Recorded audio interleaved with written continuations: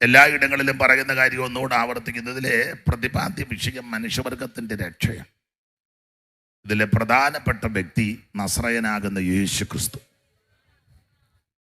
ഉൽപ്പത്തി പുസ്തകം മുതൽ വെളിപ്പാട് പുസ്തകം വരെ ഒളിഞ്ഞും തെളിഞ്ഞും പ്രത്യക്ഷമായിട്ടും പരോക്ഷമായിട്ടും പരിലസിക്കുന്ന ഒരേ ഒരു വ്യക്തി പ്രഭാവം, അത് നാം ആരാധിക്കുന്ന, നമ്മെ രക്ഷിച്ച് വീണ്ടെടുത്ത നസ്രയനാകുന്ന യേശു ക്രിസ്തു. അപ്പോൾ എല്ലാ പുസ്തകവും വളരെ പ്രധാനപ്പെട്ട പുസ്തകങ്ങളാണ്.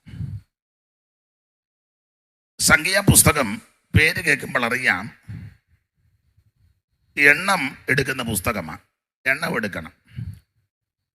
നിങ്ങൾക്കറിയാം, 2 സ്ഥലത്ത് വെച്ച് എണ്ണി എന്ന 26-ാം അധ്യായത്തിൻ്റെ 1 വായിച്ചു. ഇതെല്ലാം നമുക്കറിവുള്ള വാക്യമെങ്കിലും ഒന്ന് വായിക്കുന്നത് ഉചിതമാണ്. അതിൻ്റെ കാരണം, ചില ആൾക്കാർ എന്നെ പറ്റി പറയുന്ന അയാൾ വായി വരുന്നതെല്ലാം വിളിച്ച് പറഞ്ഞു വെച്ച് പോകുമെന്ന്. അപ്പോൾ ഈ വായി വരുന്നത് എന്നതാന്ന് വായിപ്പിച്ചേക്കാം. അപ്പോൾ ഇതൊക്കെ ആ വായി വരുന്നതെന്ന് അറിയണ്ടായോ? 26-ന്റെ 1. ബാധ കഴിഞ്ഞ ശേഷം യഹോവ മോശയോടും പുരോഹിതനായ അഹരോന്റെ മകൻ എലയാസറിനോടും ഇസ്രായേൽ മക്കളുടെ സർവ്വസഭയോടും 20 വയസ്സ് മുതൽ മേലോട്ട് യുദ്ധത്തിന് പ്രാപ്തിയുള്ള എല്ലാവരെയും ഗോത്രം ഗോത്രമായി എണ്ണി തുക എടുക്കണം എന്ന് കൽപ്പിച്ചു. അപ്പം ബാധ കഴിഞ്ഞ ശേഷം എന്നാ 26-ന്റെ 1. അപ്പോൾ ബാധ കഴിഞ്ഞ ശേഷം പറഞ്ഞു, എണ്ണാൻ പറഞ്ഞു. അപ്പം മറുവശം ബാധയ്ക്ക് മുന്നേ ഒന്ന് എണ്ണി. ഇനി 1-ാം അധ്യായത്തിൻ്റെ 1 വായിരും. സംഖ്യ ഫാൻ വരുന്നത് കൊണ്ട് താള് കൃത്യത്തിന് നിൽക്കുന്നില്ല, എന്നാലും വായിക്കുക. 1-ന്റെ 1 അടയാളപ്പെടുത്തിയിട്ടുണ്ടല്ലോ. അവർ മിസ്രയീം ദേശത്തിൽ നിന്ന് പുറപ്പെട്ടതിന്റെ 2-ാം സംവത്സരം 2-ാം വർഷം 2-ാം മാസം 1-ാം തീയതി യഹോവ സീനായി മരുഭൂമിയിൽ സമാഗമന കൂടാരത്തിൽ വെച്ച് മോശയോട് അരുളി ചെയ്തത് എന്തെന്നാൽ, നിങ്ങൾ ഇസ്രായേൽ മക്കളിൽ ഗോത്രം ഗോത്രമായും കുടുംബം കുടുംബമായും സകല പുരുഷന്മാരെയും ആളാം പ്രതി പേർ വഴി ചാർത്തി സംഘത്തിന്റെ ആകത്തുക എടുക്കണം. ഇത് ആദ്യം എണ്ണിയ കാര്യമാണ്. 2-ാമത് എണ്ണിയതാണ് ബാധ കഴിഞ്ഞ ശേഷം. ഇനി 26-ാം അധ്യായത്തിന്റെ 63-ഉം 64-ഉം ആ കണ്ണിക താഴെ ഒരു കണ്ണിക തുടങ്ങുമല്ലോ. 26-ന്റെ ഈ ഭാഗത്തായിട്ട് വരും. 63 മറിച്ച് മനുപ്പാസിന്റെ കുഴപ്പമല്ല, ഫാനിന്റെ കാറ്റ് കൊണ്ട് താള് മറിയുന്നത് കൊണ്ടാണ്. 63, 64 ഒരു കണ്ണിക ഉണ്ടവിടെ. യെരിഹോവിന് സമീപത്ത് മോവാബ് സമഭൂമിയിൽ വെച്ച് ഇസ്രായേൽ മക്കളെ എണ്ണിയപ്പോൾ മോശയും പുരോഹിതനായ എലയാസറും എണ്ണിയവർ ഇവർ തന്നെ. എന്നാൽ മോശയും അഹരോൻ പുരോഹിതനും സീനായി മരുഭൂമിയിൽ വെച്ച് ഇസ്രായേൽ മക്കളെ എണ്ണിയപ്പോൾ 2 എണ്ണത്തെ പറ്റി അവിടെ എഴുതിയിട്ടുണ്ട്. 2 പ്രാവശ്യം എണ്ണി. 2 സ്ഥലത്ത് വെച്ച് ഇവരെ എണ്ണി. അല്ല, നമ്മളെ ഒന്ന് എണ്ണുന്നത് നല്ലതാ. നമുക്ക് വല്ലവരെയൊക്കെ എണ്ണാൻ നല്ല ബിരുദാ. അടുത്തിരിക്കുന്നവരെ എണ്ണാനും അവരെന്തെല്ലാം ചെയ്ത് അത് എണ്ണി പറയാനും മറ്റുള്ളവരെ എണ്ണാനും എന്തോ ബിരുദ. എന്നാൽ നാം നമ്മെ ഒന്ന് എണ്ണണം. നമ്മെ എണ്ണുക മാത്രമല്ല, മുമ്പേ പറഞ്ഞ ആശയത്തോട് ചേർത്ത് പറയാം, നമ്മുടെ നാളുകളെയും കൂടെ ഒന്ന് എണ്ണുന്നത് നല്ലതാ. 90-12 സങ്കീർത്തനം. പിന്നെ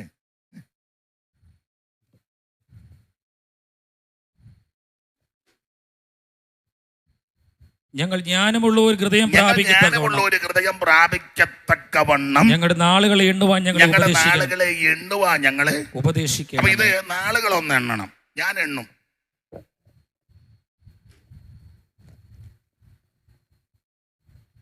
സ്തോത്രം എന്ന് പറഞ്ഞാൽ, ഞാൻ ഇപ്പൊ ഈ ഭൂമിയിലെ ദൈവം എന്നെ ഈ ഭൂമിയിലേക്ക് വരുവാനിടയാക്കി. ഇപ്പൊ ഏതാണ്ട് 17,000 ചില്ലുവാനും ദിവസം കഴിഞ്ഞു. 17,000 കഴിഞ്ഞു. മനുപ്പാസ് എത്ര ദിവസമായി? എത്രയിൽ വാട്ടെ തമ്പിച്ചായൻ അല്പം കൂടെ മുമ്പോട്ട് പോയിട്ടുണ്ട്. അപ്പൊ ഇത് ഓരോ ദിവസവും എണ്ണുന്ന നല്ലതാ. നിങ്ങൾ പാടുകയും കൊട്ടുകയും ചെയ്താൽ പൊരുതൊക്കെ എണ്ണണം. ഞാൻ മനസ്സിന് എത്ര ദിവസമായി വന്നിട്ട്? ഒരാഴ്ചയോ? ഞാൻ പോകുന്നതിന് മുന്നേ കൃത്യം ഡേറ്റ് ദിവസം പറയണം കേട്ടോ. ഞാൻ പ്രസംഗം തീരുന്നതിനിടയ്ക്ക് ചോദിക്കും, എത്ര പെട്ടെന്ന് കൂട്ടിക്കോ. നിങ്ങൾ വല്ലതും എണ്ണിയോ? മോൻ ഓർക്കണ്ട എണ്ണമാണോ എടുക്കുന്നത്? എത്ര ദിവസമായിരുന്നു?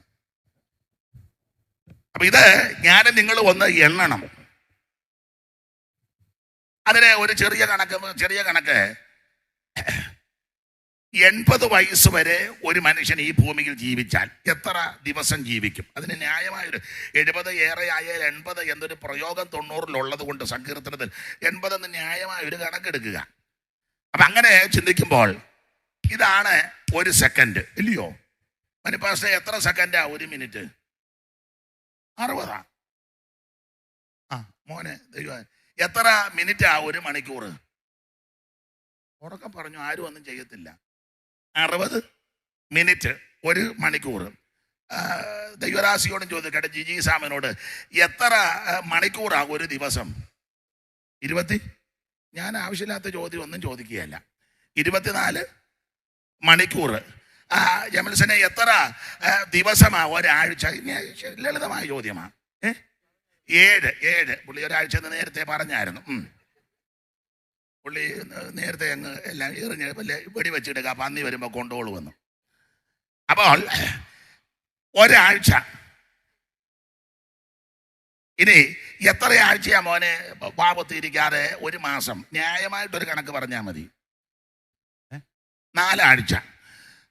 എത്ര മാസമാ 1 വർഷം? 12. നിങ്ങളെല്ലാം മിടുക്കന്മാരാണല്ലോ. അപ്പോൾ 1 വർഷം എത്ര ദിവസമാ മോനെ? 365 കാലം എന്നൊക്കെ. അപ്പോൾ 1 സെക്കൻഡ് 60 സെക്കൻഡ് 1 മിനിറ്റ്, 60 മിനിറ്റ് 1 മണിക്കൂർ, 1 മണിക്കൂർ വെച്ച് കൂട്ടുമ്പോൾ 24 മണിക്കൂർ 1 ദിവസം, 7 ദിവസം ഒരാഴ്ച, 4 ആഴ്ച ന്യായമായ കണക്ക്, 1 മാസം, 12 മാസം, 1 വർഷം, ഏതാണ്ട് 365 ദിവസം 1 വർഷം. അങ്ങനെ 365 കണക്കെടുക്കുക. അങ്ങനെ കണക്കെടുക്കുമ്പോൾ 80 കൊല്ലം ഈ ഭൂമിയിൽ ജീവിക്കുന്ന ഒരു മനുഷ്യന് ഏതാണ്ട് 29,200 ദിവസമാണ് ലഭിക്കുന്നത്. അങ്ങനല്ലയോ? കൂട്ടിയോ? പുള്ളിയുടെ മാത്രം കൂട്ടി വെച്ചിരിക്കുക. അപ്പോൾ 29,200 ദിവസം 80 കൊല്ലം ജീവിച്ചിരിക്കുന്ന ഒരു മനുഷ്യന് ലഭിക്കുന്ന ദിവസങ്ങളാ. ന്യായമായ ഒരു കണക്കാ. അതെ, എപ്പോഴും ഞാൻ പറയും ന്യായമായ ഒരു കണക്ക്. ഇങ്ങനെ ഒരു കണക്കൊന്ന് തികയ്ക്കാൻ 30,000 എന്ന് എടുത്തു. ഒരു എന്തുവാ അതിന് കണക്കിന് പറയുന്നത്? ഒന്ന് റൗണ്ട് ആക്കുക. എനിക്ക് ഈ ഇംഗ്ലീഷ് വലിയ വശമില്ല, അതുകൊണ്ടാണ്. അതൊക്കെ വളരെ എങ്ങനെയാണ് ദൈവത്തിനും എനിക്കും അറിയാം. അപ്പം അത് റൗണ്ട് ചെയ്യാൻ വേണ്ടി 30,000 ദിവസം എടുക്കണം. ഈ 30,000 ദിവസം എനിക്കും നിങ്ങൾക്കും 80 കൊല്ലം ഈ ഭൂമിയിൽ ജീവിക്കുന്ന ഒരു വ്യക്തിക്ക് 30,000 ദിവസം ലഭിക്കുമ്പോൾ ആ 30,000 ദിവസത്തിൽ നമ്മൾ കർത്താവിന് വേണ്ടി എന്തോ ചെയ്യുന്നു? ന്യായമായ ഒരു ചെറിയ കണക്ക് പറയുന്നതിന് ഉള്ള ഇഷ്ടമുണ്ട്, യോജിച്ചാൽ മതി. ഈ വൈദ്യശാസ്ത്രം അല്ലെങ്കിൽ ആരോഗ്യപരമായിട്ടൊക്കെ ഡോക്ടേഴ്സും ചുമതലപ്പെട്ടവരുമൊക്കെ പഠിച്ചവർ പറയുന്നത് ഒരു മനുഷ്യൻ കുറഞ്ഞത് 1 ദിവസം 8 മണിക്കൂറെങ്കിലും ഉറങ്ങണമെന്നാണ് അവർ പറയുന്നത്. അങ്ങനെ കേട്ടിട്ടില്ലയോ? 8. അപ്പൊ തന്നെ 1 ദിവസത്തിൽ 24 മണിക്കൂറാണല്ലോ 1 ദിവസം. അതിൽ 3-1 ഉറങ്ങിത്തീരുക. 8 വെച്ച് കൂട്ടുമ്പോൾ 3-1 എന്താ പുന്നുച്ച? 3-1 ഉറങ്ങിത്തീരുക. അത് പോരാഞ്ഞിട്ട് ഇവിടെയും വന്ന് ഉറങ്ങുന്നുണ്ട്. അത് പോരാ, ഈ സ്റ്റേജിലിരുന്ന് ഉറങ്ങുന്ന ആൾക്കാരെ ഞാൻ കണ്ടിട്ടുണ്ട്. ഇവിടെയും വന്നിരുന്ന് ഉറങ്ങുക. സഭായത്തിന്റെ പിന്നെ പറയണ്ട. സ്തോത്രം. അപ്പം 3-1 ഉറങ്ങത്തി. അങ്ങനെയെങ്കിൽ 30,000 ദിവസത്തിൽ 10,000 ദിവസം ഉറങ്ങിത്തീരുക. ഇനി ഞാൻ ഒരു സഹോദരനോട് ഒരിക്കൽ രസകരമായിട്ട് അന്നിൽ ചോദിച്ചു, എത്ര നേരം ഭക്ഷണം കഴിക്കും? അപ്പം ഞാൻ ധരിച്ചത് അവനെ 2-3 പറയുമെന്നാ. അവൻ പറഞ്ഞു 4 നേരം കഴിക്കും, പിന്നെ കിട്ടുമ്പോഴെല്ലാം കഴിക്കും. പണ്ട് നമുക്ക് വേണ്ടപ്പെട്ട ഒരു ഉപദേശി ഒരു സഭയിലിരിക്കുക, അദ്ദേഹത്തിൻ്റെ ബന്ധുക്കാരാ മൊത്തം. അപ്പം അവർ അങ്ങോട്ടും ഇങ്ങോട്ടുമൊക്കെ സംസാരിക്കുന്നവരാ. അപ്പം പുള്ളി സംസാരിച്ചപ്പം ഒരു സഹോദരൻ പറഞ്ഞു, പാസ്റ്റേ ഇനി അങ്ങനെ പറഞ്ഞാൽ തല്ലുമെന്ന് പറഞ്ഞു. ഒരു വേണ്ടപ്പെട്ടത് ഇനി പറഞ്ഞാൽ തല്ലും. ഉടനെ പുള്ളി പറഞ്ഞു, ജോയി നീ എന്നെ അടിച്ചാൽ ആ സ്പോട്ടിൽ നിന്നെ തിരിച്ചടിക്കും, മാത്രമല്ല അവസരം കിട്ടുമ്പോഴെല്ലാം നിന്നെ തല്ലുമെന്ന് പറഞ്ഞു. എന്ന് പറഞ്ഞ പോലെ ഇവൻ പറയുക, 4 നേരം കഴിക്കും, പിന്നെ കിട്ടുമ്പോഴെല്ലാം കഴിക്കും.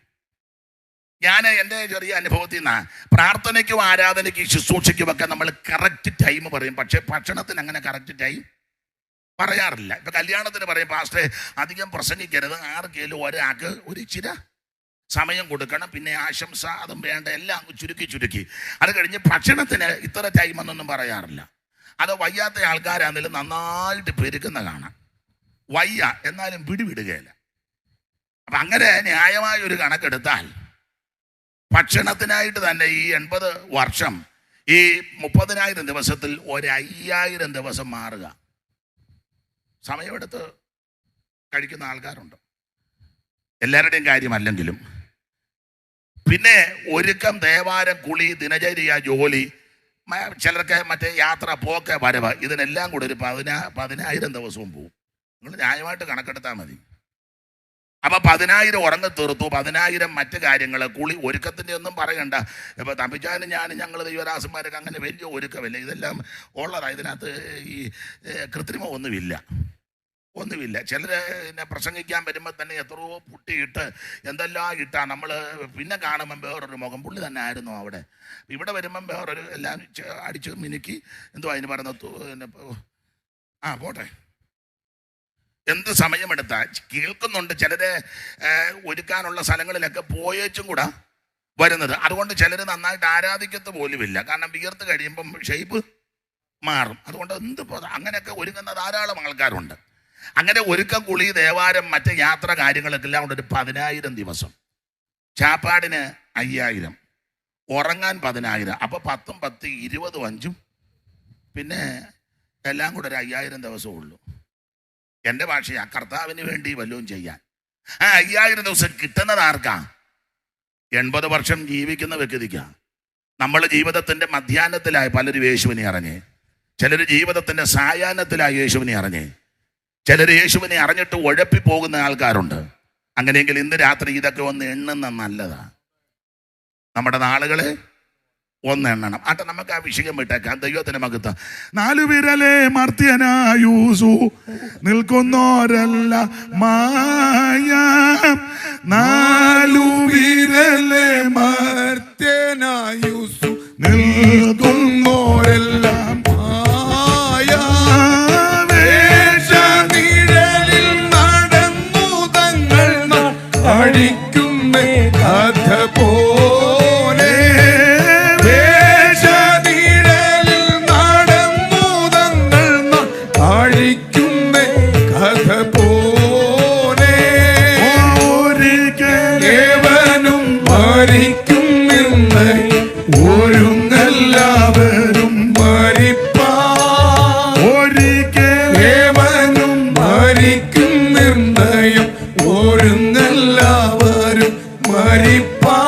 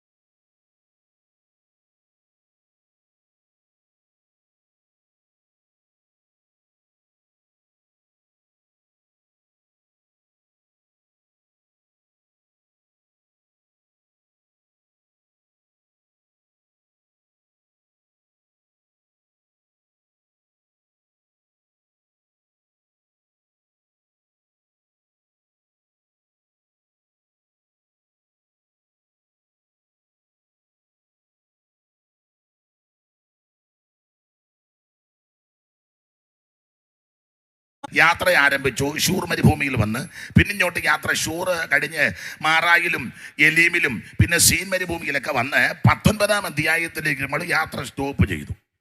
അതെന്തിനാന്ന് ചോദിച്ചാൽ, യാത്ര സ്റ്റോപ്പ് ചെയ്ത് വെച്ച് ദൈവം മോശയെ മേളിലോട്ട് വിളിച്ചു വരാൻ പറഞ്ഞു. അതെന്തിനാന്ന് ചോദിച്ചാൽ, ചുമ്മാ ഇങ്ങനെ യാത്ര ചെയ്തിട്ട് കാര്യമില്ല, യാത്രക്കാർക്ക് പ്രമാണം വേണം. നമ്മൾ പാട്ട് പാടും, മോക്ഷയാത്രയാനി നീട്ടി പാടിയാ പോരാ. പാട്ട് പാടുന്നവർക്കും പ്രസംഗിക്കുന്നവർക്കും കേൾക്കുന്നവർക്കും പ്രമാണമുണ്ട്. അതുകൊണ്ടാണ് ദൈവം പറഞ്ഞു, മോശയെ വിളിച്ചു പറഞ്ഞു കയറി വരാൻ പറഞ്ഞു. യാത്ര ചെയ്യല്ലേ, യാത്രക്കാർക്ക് പ്രമാണമുണ്ട്. ആ പ്രമാണം കൊടുക്കാൻ വേണ്ടിയാണ് മേളിലോട്ട് വിളിച്ചത്. യോശുവയെ കൂടെ കൊണ്ടുപോയി അഹരോനെയും ഹൂരിനെയും ഏൽപ്പിച്ചു. ആ 24:12 ഒന്ന് വായിച്ചേ. പുറപ്പാട് പുസ്തകം 24-ാം അധ്യായത്തിന്റെ 12-ാം വാക്യം. പിന്നെ യഹോവ മോശയോട്, നീ എന്റെ അടുക്കൽ പർവ്വതത്തിൽ കയറി വന്ന് ഇരിക്കുക, ഞാൻ നിനക്ക് കൽപ്പനകളും നീ അവരെ ഉപദേശിക്കേണ്ടത്, നീ യാത്രക്കാരെ ഉപദേശിക്കേണ്ടെന്ന ഞാൻ എഴുതിയ ന്യായപ്രമാണവും കൽപ്പനകളും തരും എന്ന് വിളിച്ചത്. ഇങ്ങോട്ട് വരാൻ പറഞ്ഞു. നീ മേളിലോട്ട് കയറി വരണം, യാത്രക്കാർക്ക് ഞാൻ നിർദ്ദേശം തരാൻ പോകുകയാണ്. നിങ്ങൾ എന്നേക്കാൾ വിദ്യാഭ്യാസമുള്ള ബഹുമാന്യരായി എന്നെ കേൾക്കുന്നത്. അപ്പം നിങ്ങൾ നന്നായിട്ട് സ്കൂളിലും കോളേജിലും ഒക്കെ പഠിച്ചവരുണ്ട്. സാധാരണ കോളേജിൽ നിന്ന് അല്ലെങ്കിൽ സ്കൂളിൽ നിന്ന് ടൂർ കൊണ്ടുപോകും, അത് വർഷത്തിലൊന്ന്. അപ്പം കൊണ്ടുപോയാൽ ഉടനെ ചുമ്മാ വണ്ടിയെ കയറ്റി അങ്ങ് കൊണ്ടുപോകാമെന്നു അല്ല. യാത്ര പോകുന്നവർക്ക് ആദ്യം നിർദ്ദേശം കൊടുക്കും ചുമതലപ്പെട്ടവർ, ഹെഡ് മാസ്റ്ററോ അല്ലെങ്കിൽ പ്രിൻസിപ്പലോ അല്ലെങ്കിൽ ചുമതലപ്പെട്ടവർ. പിന്നെ നമ്മൾ ഇവിടുന്ന് യാത്രയാണ്, നിങ്ങളുടെ സീറ്റിലെ നിങ്ങൾ ഇരിക്കാവൂ, മറ്റുള്ളവരെ തെള്ളി താഴെ ഇടരുത്, അവൻ എന്തെങ്കിലും പൊതി കൊണ്ടുവന്നെങ്കിൽ അടിച്ചു മാറ്റരുത്, അവൻ്റെ പോക്കറ്റിൽ നിന്ന് നോട്ടിലൊന്നും പിന്നെ എല്ലായിടത്തു നിന്നും എല്ലാം മേടിച്ച് കഴിക്കുകയും കുടിക്കുകയും ചെയ്യരുത്. കണ്ണിന് ഇമ്പം ഉണ്ടാക്കുന്ന, കണ്ണിന് കൗതുകം വരുത്തുന്ന, ത്രസിപ്പിക്കുന്നതൊക്കെ ഇങ്ങനെ തൂക്കിയിടും വണ്ടി പോകുമ്പോഴേ. ഉടനെ വണ്ടി നിർത്തി അത് ചാടിയെടുത്ത് കഴിച്ചാൽ ചിലപ്പോൾ യാത്രയ്ക്ക് തടസ്സം. എന്നാന്ന് ഞാൻ വിവരിക്കണ്ടല്ലോ മനുപാസ്റ്റേ, വേണ്ട. പിന്നെ കയ്യും തലയും വെളിയിൽ. അങ്ങനെ തന്നെ യാത്രക്കാർക്ക് കൊടുത്ത പ്രമാണമാണ് മോശയെ വിളിച്ചു വെച്ചു. ദൈവത്തെ സേവിക്കുന്ന ആരാധിക്കുന്ന നിനക്കൊരു പ്രമാണമുണ്ട്. തോന്നിയതുപോലെ യാത്ര ചെയ്യാനും തോന്നുമ്പം വരാനും തോന്നുമ്പം പോകാനും ഒന്നും പ്രമാണമില്ല. നമുക്ക് പ്രമാണമുണ്ട്. ആ പ്രമാണം കൊടുക്കാനാണ് മോശയെ ദൈവം മേളിലോട്ട് വിളിച്ചത്. പലക ദൈവത്തിന്റെ പലകയും പലകയിലേക്ക് എടുത്ത് ദൈവത്തിന്റെ എടുത്ത്. ഞാൻ എല്ലാം വിവരിക്കുന്നില്ല, എന്നേക്കാൾ നന്നായിട്ട് വചനത്തിട്ടമുള്ളവരാണെന്നില്ല. വിശേഷിച്ച് പത്തിയൂരുകാര്, ചേപ്പാട്, ഇവിടെയൊക്കെ പഴയ ആദ്യത്തെ ബൈബിള് കിട്ടിയത് ചേപ്പാട്ടുകാർക്കാണ്, ബോംബെ വെച്ച് തിരുമേനിക്ക്. അപ്പം നിങ്ങൾക്ക് അതിൻ്റെ കാര്യങ്ങളൊക്കെ അറിയാവുണ്ട്, ഞാൻ പഠിപ്പിക്കുന്നൊന്നുമില്ല. ഇതാണ് ഇതിൻ്റെ പ്രമാണം, ദൈവത്തിന് മഹത്വം. ആ പ്രമാണത്തോടുള്ള ബന്ധത്തിൽ യാത്രക്കാർക്ക് ആരാധനയ്ക്കുള്ള ക്രമീകരണം കൊടുത്തു. അതാണ് പുറപ്പാട് 25 മുതൽ പുറപ്പാട് 40 വരെ 15 അധ്യായത്തിൽ സമാഗമന കൂടാരത്തെ സംബന്ധിച്ചുള്ള ക്രമങ്ങളും ക്രമീകരണങ്ങളും എല്ലാം ദൈവം പ്രമാണം കൊടുത്തു. അപ്പോൾ പുറപ്പാട് പുസ്തകത്തിൽ യാത്ര അധികമില്ല, 19 കൊണ്ട് തീരുക. പിന്നെ യാത്ര മുഴുവൻ രേഖപ്പെടുത്തിയത് സംഖ്യാപുസ്തകത്തിലാണ്. അത് എവിടൊക്കെ പാളയമടിച്ചു, എത്ര താവളങ്ങൾ വായിച്ച് 33:1 മുതൽ ഓടിച്ച് മുമ്പോട്ട് പോകാം. 33:1 മുതൽ സംഖ്യാപുസ്തകം 33:1 വാക്യം മുതൽ വായിക്കാം.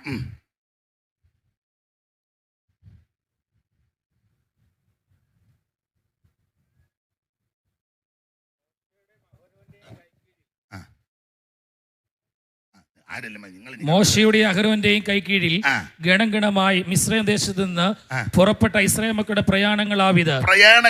ഇവർ യാത്ര ചെയ്ത കാര്യങ്ങളെ പ്രയാണങ്ങളാവിത്, താവളം താവളമായി. മോശ യഹോവയുടെ കൽപ്പന പ്രകാരം അവരുടെ പ്രയാണക്രമത്തിൽ അവരുടെ താവളങ്ങൾ എഴുതി വെച്ചു.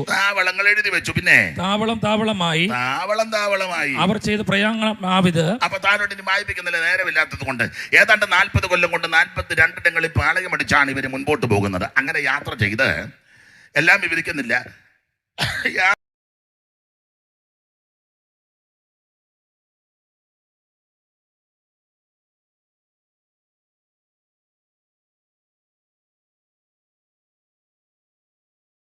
യാത്ര ചെയ്തവരെ മോവാബ് സമൂഹം അധ്യായത്തിൽ താവളത്തിന്റെ പേരുകളും സ്ഥലങ്ങളും എല്ലാം അവിടെ കൊടുത്തിട്ടുണ്ട്. അങ്ങനെ യാത്ര ചെയ്ത് വന്ന ഒരു താവളത്തെ പറ്റിയാണ് 22:1 മുതൽ. ഇസ്രായേൽ മക്കൾ യാത്ര പുറപ്പെട്ട് യെരിഹോവിന്റെ സമീപത്ത് യോർദാനക്കരെ മോവാബ് സമഭൂമി പാളയമിറങ്ങി ഇസ്രായേൽ അമോര്യരോട് ചെയ്തതൊക്കെയും സിപ്പോരിന്റെ മകനായ ബാരാക്ക് അറിഞ്ഞു.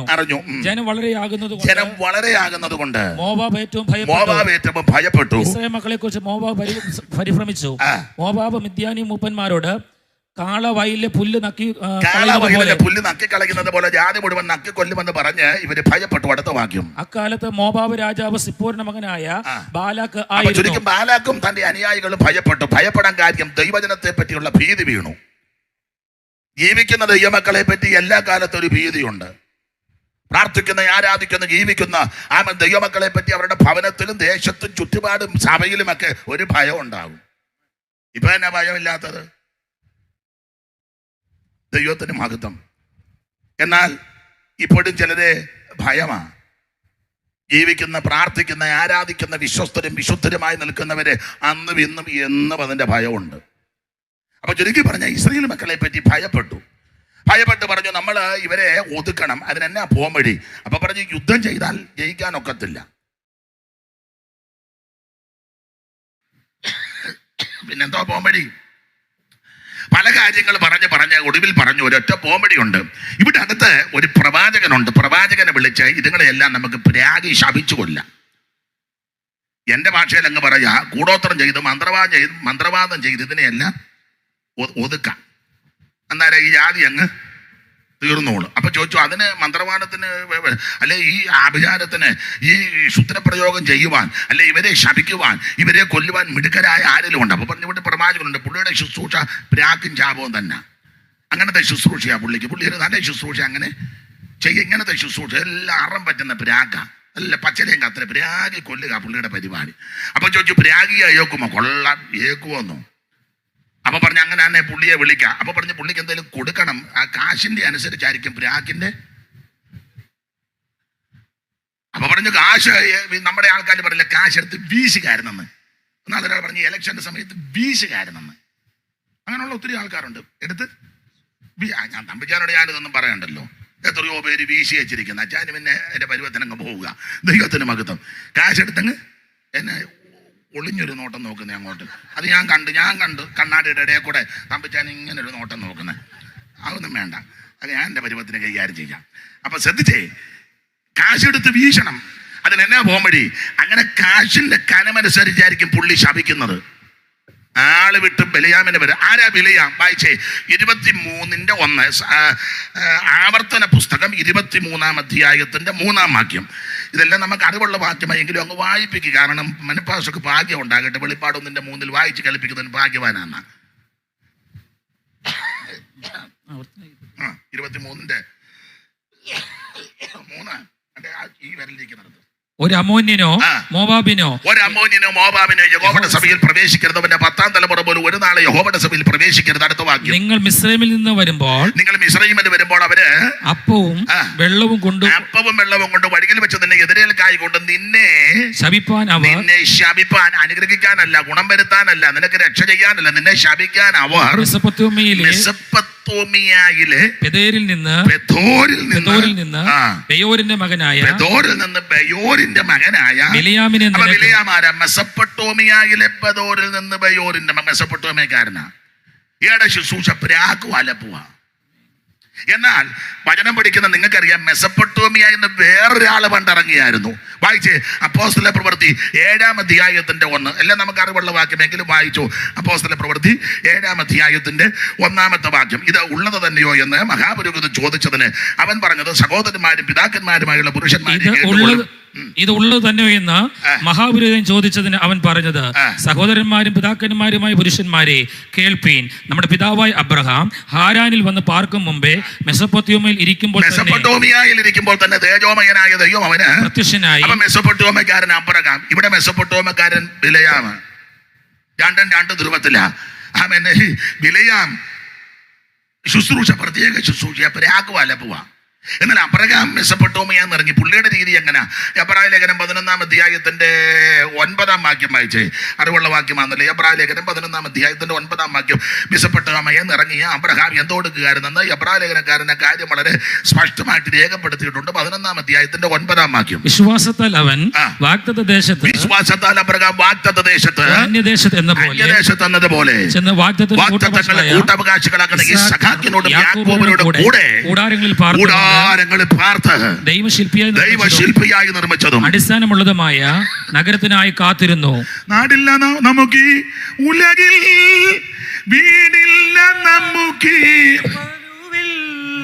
ഓ നാടില്ല ഉലകിൽ, വീടില്ല നമുക്ക് മരുവിൽ, സ്വർലോകത്തിൻ തങ്കത്തെരുവിൽ നാം കാണും വീടുന്നു വിരവിൽ, സ്വർലോകത്തിൻ തങ്കത്തെരുവിൽ നാം കാണും വീടും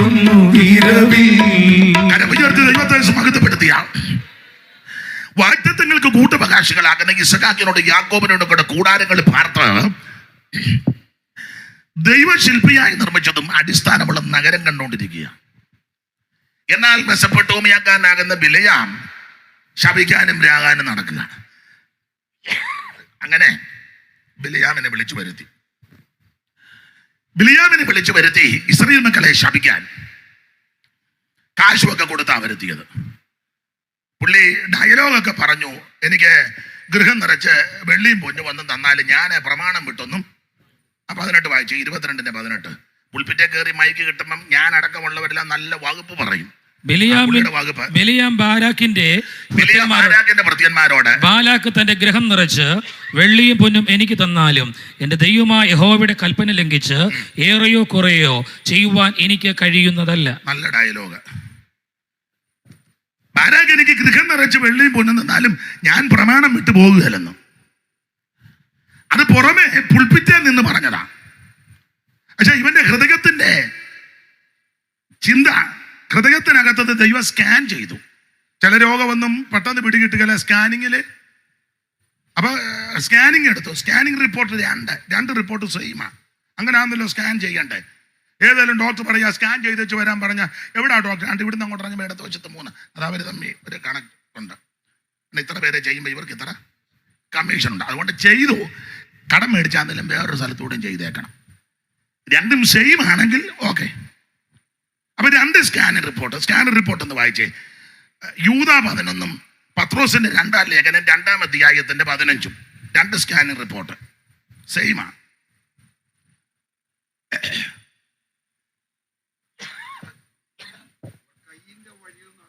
മൈക്ക് കൊടുന്ന് വായിച്ചോട്ടെ.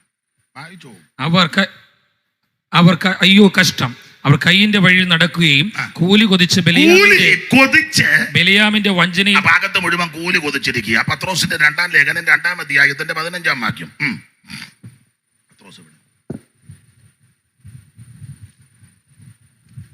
2-ാം അധ്യായത്തിന്റെ 15-ാം വാക്യം. അത് 1, 2.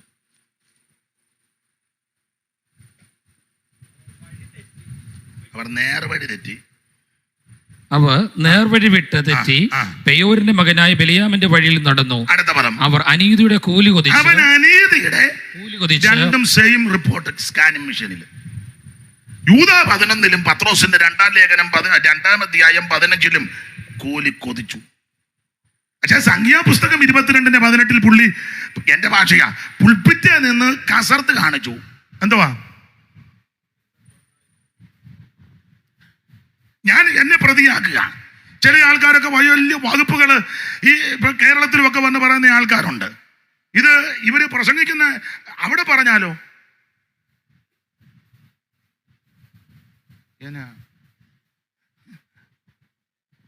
ഉപദേശം പറയുന്ന നീ എല്ലായിടത്തും പറയണം. പ്രമാണം പറയുന്ന നീ പത്തിയൂരും പറയണം, പത്തനാപുരത്തും പറയണം, പത്തനംതിട്ടയിലും പറയണം. സ്തോത്രം.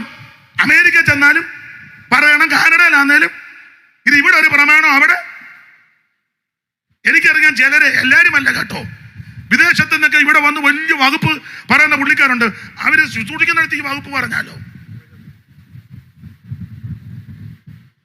എന്നാ ഒരു സങ്കടം പോലെ. ദൈവത്തിന് മഹത്വം. ഒരു കാര്യം ഉറപ്പിച്ചു നിർമ്മിക്ക്, ഇത് ഈ തിരുവചനത്തിനോ മാറ്റമൊന്നുമില്ല. ഇതെല്ലായിടത്തും ഇത് തന്നെ. ഇതെല്ലായിടത്തും ഇത് ഉള്ളത് തന്നെ പറയണം. അതിന് ആൾക്കാരെ പേടിക്കുമൊന്നും വേണ്ട, സമൂഹത്തെ പേടിക്കണ്ട, സഭയും സംഘടനയെ പേടിക്കണ്ട. കാരണം വിളിച്ചത് ദൈവമാണ്. അത് തീർത്ത് പറയണം. അങ്ങനെ തീർത്ത് പറഞ്ഞാൽ ദൈവം നിന്റെ കൂടെ കാണും. ഹല്ലേലൂയ. അപ്പൊ അതുകൊണ്ട് എന്തോ അവിടെ എന്നാ പറ്റി? എന്നാ മോനെ ഈ മൈക്ക് കൊടുക്കാവില്ല, ദൂരാൻ പറ്റത്തില്ല. ആർക്കെങ്കിലും കൊടുക്ക, എടുത്തു.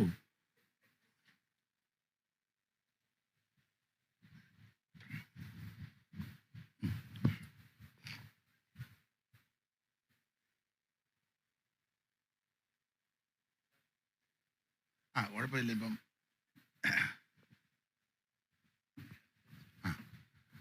ഇനി ഒന്നുമില്ലല്ലോ. അപ്പൊ ശ്രദ്ധിക്കേണ്ട 22:18 പറഞ്ഞു, ബാലാക്ക് എനിക്ക് ഗൃഹം നിറച്ച് വെള്ളിയും പൊന്നും തന്നാലും ഞാൻ പ്രമാണം വിടുകയല്ല. പക്ഷെ സ്കാനിങ് ചെയ്തപ്പോ ഇവന്റെ അകത്ത് മുഴുവൻ കൂലി കൊതിച്ചിരിക്കുക. അപ്പൊ കാശ് മേടിക്കുകയും ചെയ്തു. ഇവരെ ശപിക്കണം. പക്ഷെ ശപിക്കാൻ അങ്ങോട്ട് വന്ന് പറയുന്നത് മുഴുവൻ നല്ല കാര്യമാണ്. സുഭാഷിതം എന്ന വായിച്ചേ, 23:7, 23:18, 24:3, 24:15. അപ്പോൾ അവൻ സുഭാഷിതം ചൊല്ലി. ഇനി 18, 23:18. അവൻ സുഭാഷിതം ചൊല്ലി. 24:3. അവന്റെ മേൽ അവൻ സുഭാഷിതം ചൊല്ലി. 15. പിന്നെ അവൻ സുഭാഷിതം ചൊല്ലി. അപ്പൊ ശ്രദ്ധിച്ചേ, ഈ 4 വാക്യത്തിലും സുഭാഷിതം സുഭാഷിതം സുഭാഷിതം. നമ്മുടെ ഇടയിൽ ഒരു മാസിക ഉണ്ടായിരുന്നു, സുഭാഷിതം. പണ്ട് റേഡിയോയിലൊക്കെ ഉണ്ടായിരുന്നു സുപ്രഭാതം.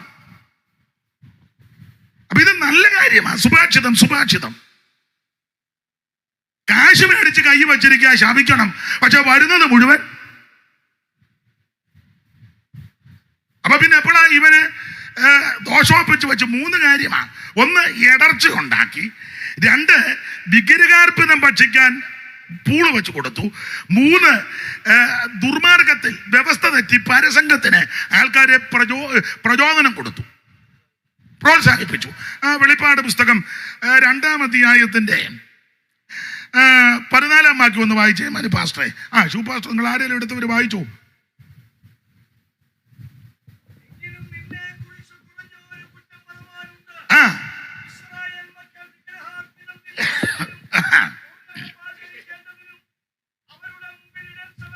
അപ്പോൾ വിഗ്രഹാർപ്പണം ഭക്ഷിക്കേണ്ടതിനും തുറന്നുറപ്പ് ആചരിക്കേണ്ടതിനും അവരുടെ മുമ്പിൽ ഇടർച്ച വെപ്പാൻ. അപ്പൊ ബിലിയാമിന്റെ ഉപദേശം. മറ്റ് 4 വാക്യത്തിൽ സുഭാഷിതം സുഭാഷിതം സുഭാഷിതം. പിന്നെ ഇവന്റെ ഉപദേശം എപ്പോഴാ ഇറക്കി? ചുരുക്കി പറഞ്ഞാൽ, ന്യായമായി ചിന്തിച്ചാൽ കാശുമൊക്കെ മേടിച്ച് ശപിക്കുകയും ചെയ്യണം. വരുന്നത് മുഴുവൻ സുഭാഷിതമാണ്. അപ്പം പോകുന്ന പോക്കിന് അവൻ്റെ ഒരു പൂള് വെച്ച് പോയി. ഇനി 24-ാം അധ്യായത്തിന്റെ ഇറക്കിയ ഉപദേശം, 24-ാം അധ്യായത്തിന്റെ 23-ാമത്തെ വാക്യം ഒന്ന് വായിച്ചേ മനുപാസ്റ്റേ. പിന്നെ അവൻ ഈ സുഭാഷിതം ചൊല്ലിയത്. ശ്രദ്ധിച്ചൊന്ന് വായിച്ചേ, സ്ഫുടമായിട്ടും ഞാൻ പറഞ്ഞ വിഷയത്തോട് പൊരുത്തപ്പെട്ടൊന്ന് വായിച്ചേ. പിന്നെ അവൻ ഈ സുഭാഷിതം ചൊല്ലിയത്. ഒക്കുന്നുണ്ട് എന്നാലും ഒന്നുകൂടെ ആക്കം കൊടുത്തൊന്ന് വായിച്ചേ. പിന്നെ അവൻ ഈ സുഭാഷിതം ചൊല്ലിയത്. എന്നാലും ഒന്ന് വായിച്ചേ. പിന്നെ അവൻ ഈ സുഭാഷിതം ചൊല്ലിയത്. മറ്റ് 4 സ്ഥലത്തും സുഭാഷിതം സുഭാഷിതം സുഭാഷിതം.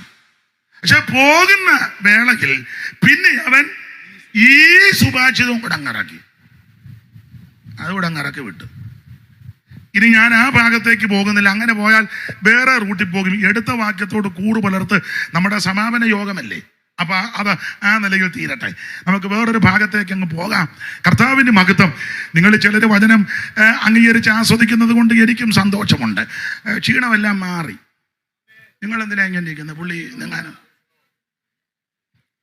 നിങ്ങളുടെ പ്രാർത്ഥന ഏൽക്കുന്നതാ, ഫലിക്കും. ദൈവത്തിന് മഹത്വം. സഭയുടെ ശ്രദ്ധയേറിയ പ്രാർത്ഥന വളരെ ഫലിക്കുന്നതാ, ദൈവത്തിന് മഹത്വം. അപ്പൊ ശ്രദ്ധിക്കുക. അപ്പോൾ ഇവന് കാശ് വാങ്ങി വെച്ച് പ്രവചിക്കുക. ശപിക്കാനാ വരുന്നെങ്കിലും വരുന്നത് മുഴുവൻ അനുഗ്രഹത്തിന്റെ വചസ.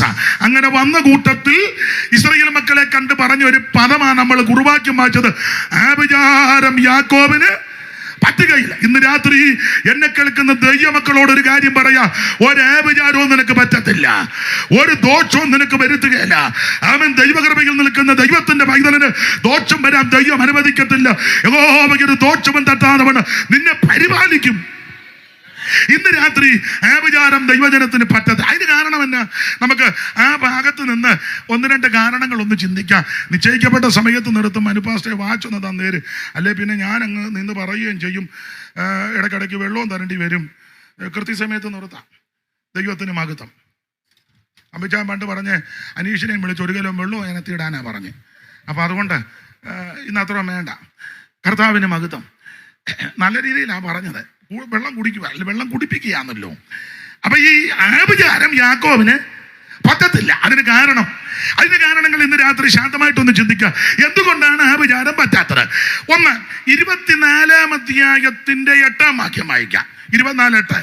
ദൈവം അവനെ മിസ്രൈമിൽ നിന്ന് കൊണ്ടുവരുന്നു. അവനെ എന്നുള്ള പ്രയോഗം യാക്കോബിന് എന്ന് പറഞ്ഞാൽ ഇസ്രായേൽ മക്കളെ പേര് മാറ്റിയല്ലോ.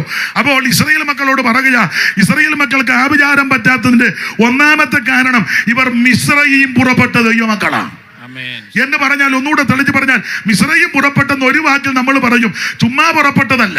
നിങ്ങൾക്കറിയാമല്ലോ, ആബീബ് മാസം 14-ാം തീയതി ഒരു കുഞ്ഞാടിനെ അറുത്ത് അതിന്റെ രക്തമെടുത്ത് കട്ടളക്കാർ രണ്ടിനും കുറുമ്പടി മേൽ പുരട്ടി ഒറ്റ വാക്ക് പറഞ്ഞ ചോരത്തളി ആചരിച്ചേച്ച ഇവര് മിസ്രയീമിൽ നിന്ന് പുറപ്പെട്ടത്. ഈ കുഞ്ഞാട് മറ്റാരുമല്ല, നസറയനാകുന്ന യേശു ക്രിസ്തു. കടന്നു പോകുന്ന യേശുവിനെ ചൂണ്ടിക്കൊണ്ട് യാതൊരു സംശയവും സങ്കോചവും കൂടാതെ യോഹന്നാൻ സ്നാപകൻ തന്റെ ശിശുവൃന്ദത്തോട് പറയുക, ലോകത്തിന്റെ പാപത്തെ ചുമക്കുന്ന ദൈവത്തിന്റെ കുഞ്ഞാട്, ഇതാ ദൈവത്തിന്റെ കുഞ്ഞാട്. ഇന്ന് രാത്രി ആ കുഞ്ഞാട് മറ്റാരുമല്ല, നസറയനാകുന്ന യേശു ക്രിസ്തു. ധന്യനായ പൗലോസ് പറഞ്ഞ പദവി വിവരിക്കുന്നവർക്കെല്ലാം മനപ്പാടമാ. നമ്മുടെ പെസഹ കുഞ്ഞോട് അറുക്കപ്പെട്ടിരിക്കുന്നു, അതാമൻ നസറയനാകുന്ന യേശു ക്രിസ്തു.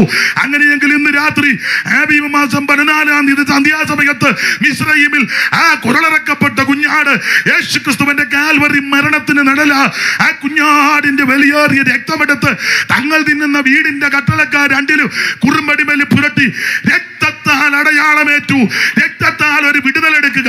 അങ്ങനെയെങ്കിൽ രക്തം തളിച്ചതിന് ശേഷമാ ഇവര് മിസ്രയീം പുറപ്പെട്ടത്.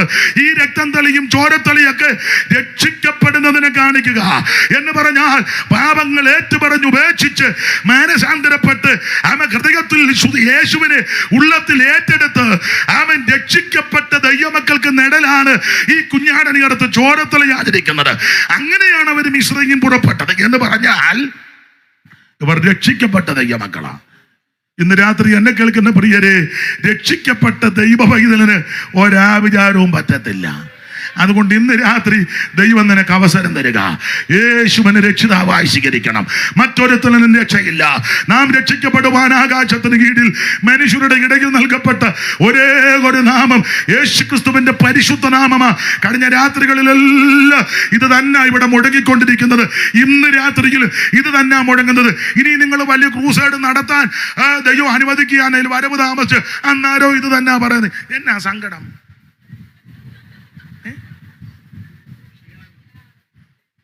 അല്ല, അങ്ങ് വലിയ മനപ്രയാസത്തോ. ദൈവത്തിന് മഹത്വം. ഒരു പാവത്താനാന്ന് തോന്നുന്നു. ദൈവത്തിന് മഹത്വം. അപ്പൊ ശ്രദ്ധിക്കുക, ഇന്ന് രാത്രി എന്നെ കേൾക്കുന്ന പ്രിയരെ, ആഭിചാരം പറ്റാത്തതിന്റെ ഒന്നാമത്തെ കാര്യം ആമേ രക്ഷിക്കപ്പെട്ടവരാ. ഇന്ന് രാത്രി നീ യേശുവിന് ഹൃദയം കൊടുക്ക. 5 പൈസ മുടക്കണ്ട, അരക്കാശ് മുടക്കണ്ട, 1 മൈൽ നടക്കണ്ട, ഭൗതിക വസ്തുക്കൾ ഒന്നും കൊടുക്കണ്ട, യാതൊരു സാധനവും കൊണ്ട് കൊടുക്കണ്ട. ഇരിക്കുന്ന കിടത്തിരുന്ന്, കേൾക്കുന്ന കിടത്തിരുന്ന് ഒരൊറ്റ വാക്ക് പറ, എൻ്റെ യേശുവേ എന്നെ രക്ഷിക്കണം, എൻ്റെ യേശുവേ എൻ്റെ ഉള്ളത്തിലേക്ക് വരണം, എൻ്റെ യേശുവേ എന്നെ കൈവിടരുത്. യേശു ക്രിസ്തു ഒരു മതത്തിന്റെ, സമൂഹത്തിന്റെ, സംഘടനയുടെ, ഒരു ഗ്രൂപ്പിന്റെ ആളല്ല. അവിടുന്ന് മുഴു ലോകത്തിന്റെ ദൈവമാ. സ്നേഹിത, സുഹൃത്തെ, മാതാവേ, പിതാവേ, സമീപവാസിയെ, സ്ഥലവാസിയെ, നിന്റെ ആ യേശു, നിനക്ക് വേണ്ടിയാ യേശു മരിച്ചത്. ഇതൊരു മതത്തിന്റെ യോഗമല്ല, സംഘടനയുടെ യോഗമല്ല, ഒരു പ്രത്യേക വിഭാഗക്കാർക്ക് വേണ്ടിയുള്ളതല്ല.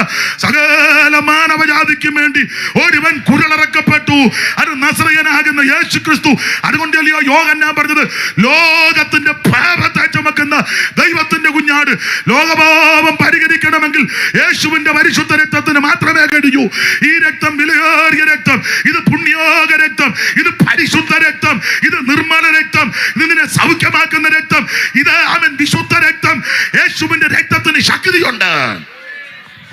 ആറ്റുകൊറ്റന്മാരുടെയും കാളക്കിടാക്കളുടെയും രക്തവും മരുന്നപ്പെട്ട മത്തളിക്കുന്ന പശുഭസ്മവും ജഡിക ശുദ്ധി വരുത്തുമ്പോൾ നിത്യാത്മാവിനാൽ പിതാവിനാൽ ദൈവത്തിന് തന്നെത്താൻ നിഷ്കളങ്കനായി സമർപ്പിച്ച യേശു ക്രിസ്തുവിന്റെ പരിശുദ്ധ രക്തം. ഞാട്ടിൻ തീരൂ ഞാൻ ശുദ്ധനായി തീർന്നു തൻ ചങ്കിലെ ശുദ്ധരേ ഞാൻ ജയം പാടിയിടും. കുഞ്ഞാട്ടിൻ തീരു ഞാൻ ശുദ്ധനായി തീർന്നു ചങ്കിലെ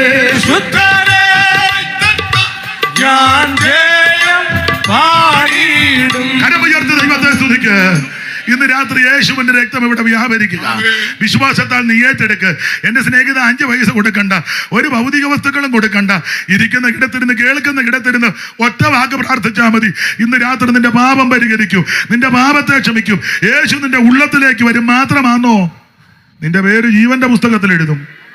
തന്നെയുമല്ല, എടുത്ത വാക്യത്തിന്റെ വെളിച്ചത്തിൽ ഒരാഭിചാരവും നിനക്ക് പറ്റുകയില്ല. ആഭിചാരം പറ്റാതിരിക്കാൻ ഓടിച്ചു പോകാം. 1, രക്ഷിക്കപ്പെടണം. 2, ആഭിചാരം പറ്റാത്തതിന്റെ രണ്ടാമത്തെ കാര്യം, ഇത് നമ്മുടെ സമാപന യോഗവും നമ്മുടെ യോഗമല്ലയോ, അപ്പോൾ അതിന്റെ ഉപദേശപ്രകാരം അങ്ങോട്ട് പോട്ടെ. ആഭിചാരം പറ്റാതിരിക്കാൻ രണ്ടാമത്തെ കാര്യം, ഒരു പ്രാവശ്യവും കൂടെ എഴുതിയിട്ടുണ്ട് മിസ്രയീമിൽ നിന്ന് പുറപ്പെട്ടെന്ന്. ആ 23-ാം അധ്യായത്തിന്റെ 22-ാമത്തെ വാക്യത്തിന്റെ ആരംഭ ഭാഗം, ദൈവം അവരെ മിസ്രയീമിൽ നിന്ന് കൊണ്ടുവരുന്നു. മതി, ഒന്നുകൂടെ എഴുതിയിരിക്കുക മിസ്രയീമിൽ നിന്ന് കൊണ്ടുവന്നെന്ന്. ആദ്യം നമ്മൾ 24-ന്റെ 8 പറഞ്ഞു, വായിച്ചു, മിസ്രയീമിൽ നിന്ന് പുറപ്പെട്ടു, അത് രക്ഷ. ഇവിടെ വീണ്ടും എടുത്ത് ഉദ്ധരിച്ചിരിക്കുക, ദൈവം അവരെ മിസ്രയീമിൽ നിന്ന് എന്ന് പറഞ്ഞാൽ, ഇത് വീണ്ടും പറയാൻ കാര്യം, മിസ്രയീമിൽ നിന്ന് അവർ പുറപ്പെട്ടെന്ന് പറഞ്ഞാൽ ആ ചെങ്കടൽ തീരത്ത് വന്ന് നിന്നെന്നല്ല, ചെങ്കടൽ കടന്നു. ചെങ്കടൽ കടന്ന് ഇവര് മറുകര കയറി. ഈ ചെങ്കടലിന്റെ തീരത്ത് വരെ നിന്നേച്ച് മിസ്രയീം വിട്ടെന്നൊന്നും പറയരുത്. അങ്ങനെ പറയുന്ന ധാരാളം ആൾക്കാർ പത്തിയൂരും ചേപ്പാട്ടും ഹരിപ്പാട്ടും നങ്ങിയാർ കുളങ്ങരയിലും ഒക്കെ ഇഷ്ടം പോലെ ഉണ്ട്. വള്ളിപ്പാട്ടും എല്ലാം പാട്ടാ. ഞങ്ങൾ മിസ്രയീം വിട്ടെന്ന്. എവിടെ? ഇപ്പോഴും പറവോന്റെ അതിരെ കടന്ന പമ്പേറടിക്കുന്നത്. പറവോന്റെ ഇളം തന്നെ കടന്ന് പാടുക, പറവോന് ഞാനിനി. അയാളും പെമ്പിളേയും കൂടെ ജനലിൽ കൂടെ നോക്കി, ഈ വീട്ടിൽ നമ്മുടെ തിണ്ണെ തന്നെ കടന്ന്. അപ്പൊ പുള്ളിക്കാരി പറഞ്ഞ, എന്തേലും ആയിക്കോട്ടെ. നീ പൂർണ്ണമായിട്ട് മിസ്രയീം വിടുന്ന എപ്പോഴാന്ന് ചോദിച്ചാൽ ചെങ്കടൽ കടന്ന് അക്കരെ കയറുമ്പോഴാണ്. കാരണം ചെങ്കടൽ കടന്ന് അക്കരെ കയറിയാൽ അത് വേറൊരു രാജ്യമാണ്. അവിടെ ഫറവോന്റെ സ്വാധീനമില്ല. ചെങ്കടൽ കടക്കാത്തിടത്തോളം കാലം ഫറവോന്റെ ആധിപത്യം, സ്വാധീനം നിന്റെ മേലുണ്ട്. ദൈവത്തിന് മഹത്വം. എന്നാൽ ചെങ്കടൽ കിടന്ന് മറുകര കയറിയാൽ അത് ഒരു പുതിയ രാജ്യത്തിലാണ്. അവിടെ ഫറവോൻ നിന്നെ തൊടുകയില്ല. അതാ എടുത്ത് പറഞ്ഞത്. വീണ്ടും പറഞ്ഞ് ഇവര് മിസ്രയീം പുറപ്പെട്ട് എന്ന് പറഞ്ഞാൽ ആഭിചാരം പറ്റാതിരിക്കാൻ രണ്ടാമത്തെ കാര്യം, ഇവര് സ്നാനപ്പെട്ടവരാ. ഈ ചെങ്കടൽ കടന്നത് സ്നാനമാണ്. ഇനി കൊരിന്ത്യലേഖനം 10:1 കൃത്യമായിട്ട് എഴുതിയിട്ടുണ്ടല്ലോ. എല്ലാം വായിപ്പിക്കണ്ടെങ്കിലും വായിച്ചോ. തുടക്കം, സഹോദരന്മാരെ, നമ്മുടെ പിതാക്കന്മാരെല്ലാവരും മേഘത്തിൻ കീഴെയായിരുന്നു. എല്ലാവരും സമുദ്രത്തിലൂടെ കടന്ന് അത് അപ്പൊ ചെങ്കടൽ സ്നാനത്തെ കാണിക്കുന്നതാണ്. ദൈവജനം സ്നാനപ്പെട്ടു, ഇവരെല്ലാം സ്നാനപ്പെട്ടു. ഞാൻ പറയാറുണ്ട്, ഇസ്രായേൽ മക്കൾ എല്ലാവരും സ്നാനപ്പെട്ടു. അത് കൊണ്ടുകൊണ്ട് മിസ്രയീമിന് സ്നാനപ്പെട്ടു. 2 കൂട്ടരും മുങ്ങി. പക്ഷെ ഒരു വ്യത്യാസം, ഒരു കൂട്ടര് മുങ്ങി പൊങ്ങി, മറ്റവര് മുങ്ങി മുങ്ങി മുങ്ങി മുങ്ങി. നമ്മുടെ കൂടെ മുങ്ങി എത്ര എണ്ണവാ പിന്നെ മുങ്ങി. ഒരു വാക്യം തെളിവിന് വായിര്. എബ്രായ ലേഖനം 11-ാം അധ്യായത്തിന്റെ 29-ാമത്തെ വാക്യം. ഇപ്പൊ മനുപ്പാസ് ചിന്തിക്കുക, വാക്യം വായിച്ച് എൻ്റെ ഊപ്പാട് വരിക, എന്നോട് ക്ഷമിക്കണം. കാരണം ആൾക്കാർ പറയുന്നു വായി വരുന്നതെല്ലാം പറയുമെന്ന്. വായി വരുന്നതൊക്കെ ഇതാണ് അറിയിക്കാനാ വായിപ്പിക്കുന്ന. വായിര് 11:29. വിശ്വാസത്താൽ അവർ കരയിലെന്ന പോലെ ചെങ്കടലിൽ കൂടി കടന്നു. വിശ്വാസത്താൽ. നമ്മുടെ സ്നാനം മുതിർന്ന സ്നാനമല്ല, ശിശു സ്നാനവുമല്ല. കൊച്ചുങ്ങളെ എടുത്തോണ്ട് പോയി മുക്കരുതേ. പ്രായമുള്ള അന്ന് അപ്പച്ചൻ പോകാറായി, മുക്കിയാര് എന്തിന്? അല്ലെ വള്ളക്കാലിൽ അപ്പച്ചനെ മുക്കിയപ്പോ സൂക്കാടെല്ലാം തീർന്നോന്ന് ചോദിച്ചു. സൂക്കാട് തീർക്കുന്നതാണോ സ്നാനം? ഞാൻ എപ്പോഴും പറയും, തിരുമൂലവലം ജോർജ് കുട്ടിച്ചായന് നമ്മുടെ പാലത്തിന്റെ പേരും മറന്നു പോയല്ലോ, തോണ്ടറക്കടവിലെ ഒരുത്തനെ മുക്കിയപ്പോ അവൻ ഉണ്ടയിട്ടയച്ച് നേരെ അക്കരയ്ക്ക് പോയി. അന്ന് അക്കരെ കയറിയപ്പോഴെങ്കിലും പോകുക എന്ന് പോലും പറഞ്ഞില്ല. അവൻ പോയി കണ്ണാട്ടിപ്പുഴ കറിയാച്ചന്റെ വീട്ടിൽ കയറിയിരുന്നാ പിന്നെ കേട്ടത്. കണ്ണാട്ടിപ്പുഴ കറിയാച്ചൻ നമ്മുടെ ഒരു തോമസ് കുട്ടിയുണ്ട്. ആ തോമസ് കുട്ടിയുടെ അമ്മായിയപ്പനാ, വെളിയനാട് തോമസ് കുട്ടി. അവിടെ പോയിരുന്നു. പിന്നീട് അറിഞ്ഞ അവന് ഇച്ചിരി ഇളക്കം ഉള്ളതാ, കല്യാണത്തിന് മുക്കിയതാ. വെള്ളം കയറിയപ്പോൾ ഇളകി അവനങ്ങ് പോയി. ഇത് സൂക്കാട് തീർക്കുന്ന മാർഗമല്ല സ്നാനം. കല്യാണം കഴിപ്പിക്കാൻ വേണ്ടി മുക്കുന്നതുമല്ല. സ്തോത്രം. പെണ്ണ് കെട്ടിക്കാനുള്ളതല്ല സ്നാനം. എന്തായാലും ഭൗതിക വസ്തുക്കൾ കിട്ടാൻ വേണ്ടി അല്ല സ്നാനം. നീ മുങ്ങടാ, പേർഷ്യയെ പോകാം. പിന്നെ പേർഷ്യ പോകാനെല്ലാം പിന്നെ കിടന്ന് മുങ്ങുക. പേർഷ്യ പോകാനല്ല മുങ്ങുന്നേ, അമേരിക്ക പോകാനുമല്ല, നേഴ്സിനെ കെട്ടാനുമല്ല മുങ്ങുന്നേ. 10 കുസ്തിയും ബോംബെ ചാടി പിന്നെ ഒരു നേഴ്സിനെ കെട്ടി എന്നാ മുങ്ങിയാക്കാൻ. അതിനല്ല സ്നാനം. അയ്യോ, സ്നാനമോ ജഡത്തിന്റെ അടുക്ക് കളയാനല്ല. അതിനിപ്പോ പരസ്യമൊക്കെ ഉണ്ട്, ലൈഫ് ഓയിൽ അല്ലേ, സന്തൂർ, പിന്നെ ജമൽസന ഏതാ ഉപയോഗിക്കുന്നത്? ചന്ദ്രിക. അതെനിക്കറിയാമല്ലോ ചന്ദ്രികയാന്ന്. ചന്ദ്രിക തന്നെ ഇരിക്കട്ടെ. അപ്പൊ ചുരുക്കി പറഞ്ഞാൽ ജഡത്തിന്റെ അടുക്ക് കളയാൻ ഇങ്ങനെയുള്ള സോപ്പും തത്തുല്യമായ സാമഗ്രികളൊക്കെ അവൻ ഈ ചന്ത കിട്ടും. പക്ഷെ സ്നാനം അവൻ ആളിനെ കൂട്ടാനോ പെണ്ണ് കെട്ടിക്കാനോ അവനത് അത് അമേരിക്ക പോകാനോ കാശുണ്ടാക്കാനോ അവനത് സൂക്കാട് തീർക്കാനല്ല. സ്നാനമോ ജഡത്തിന്റെ അടുക്ക് കളയാൻ അല്ല. നീ ദൈവത്തോട് നല്ല മനസ്സാക്ഷിക്കാ. യേശുവിന്റെ കൽപ്പനയാ, കർത്താവിന്റെ നീതിയാ, യേശുവിനോട് ചേരുവാനാ, യേശു ക്രിസ്തുവിനെ ധരിപ്പാനാ, അവിടുത്തെ മരണ അടക്ക പുനരുത്ഥാനത്തോട് ഏകീഭവിക്കുന്നതാ സ്നാനം. ഇന്ന് രാത്രി എൻ്റെ സ്നേഹിത, ഉഴപ്പരുത്, പിടിവാശി പിടിക്കരുത്, നീ അവൻ തർക്കിക്കരുത്. തർക്കിക്കാൻ ഞാനുമല്ല, അവൻ യേശു മാതൃക കാണിച്ചല്ലോ. ഇത് കൂടുതൽ എന്തോ ചെയ്യേണ്ടത്? മാതൃക. അത് എടുത്തോണ്ടല്ല വന്നത്, നടന്നാ യേശു വന്നേ. സ്നാപക യോഗനാൽ സ്നാനം പ്രതിഗ്രഹിപ്പാൻ, സ്നാപക യോഗനാൽ സ്നാനം പ്രതിഗ്രഹിപ്പാൻ ഗലീല നാട്ടിൽ നിന്നു ദൂരത്തു വന്നു. ഗലീല നാട്ടിൽ നിന്നും ഓ നമുക്ക് മാതൃകയാ തന്നെ തുടർന്നു പോകുക.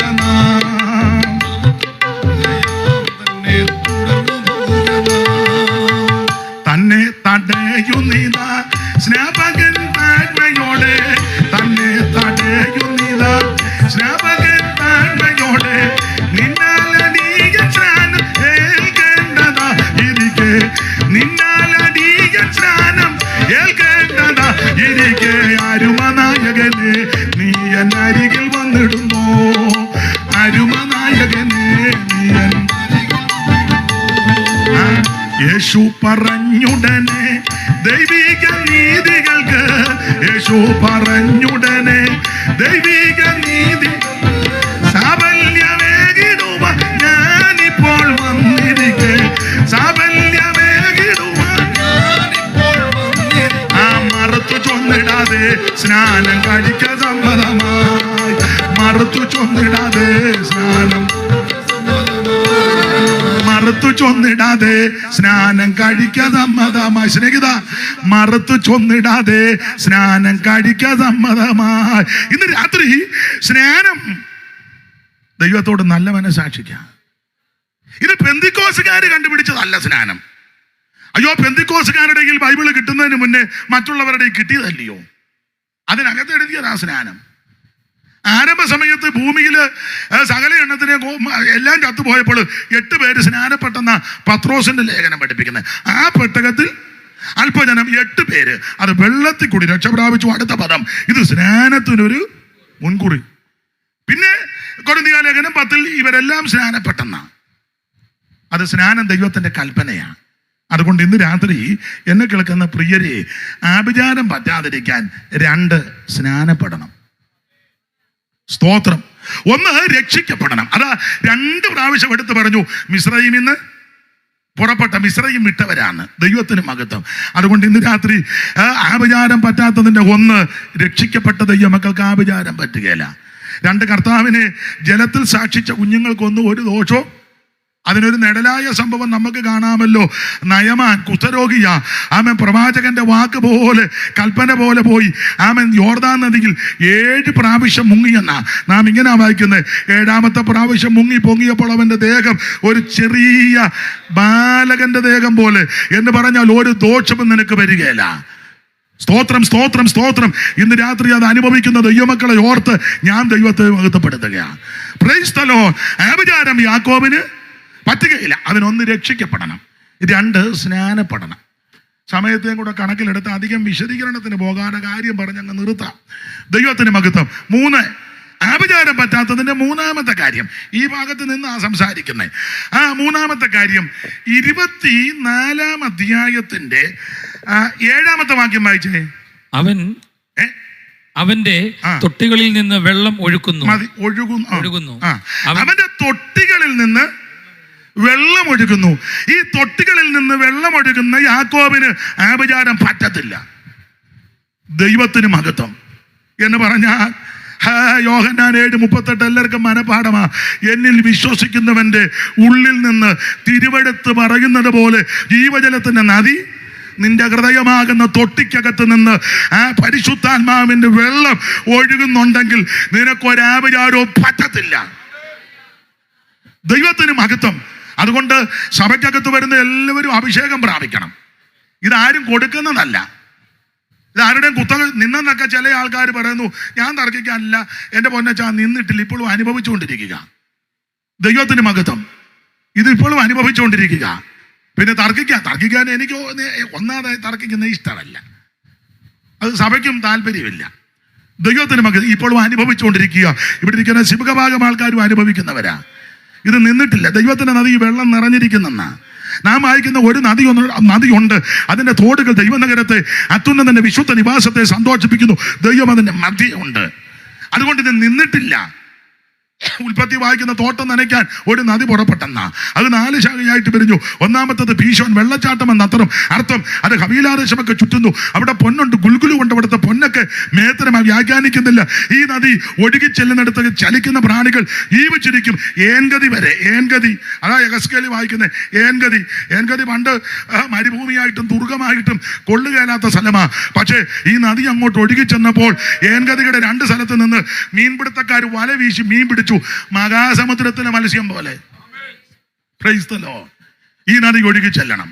അവന്റെ തൊട്ടികളിൽ നിന്ന് വെള്ളം. സഭയിലുള്ള എല്ലാവരും അഭിഷേകം പ്രാപിക്കണം. തമ്പേറടിക്കുമ്പോൾ ഇങ്ങനെ ഓരോ വിട്ടണക്കുന്നതല്ല അഭിഷേകം. സ്തോത്രം. പാട്ടുകാരാകുന്ന നിങ്ങളെല്ലാം മോനെ എല്ലാവരും അഭിഷേകം പ്രാപിച്ചല്ലയോ?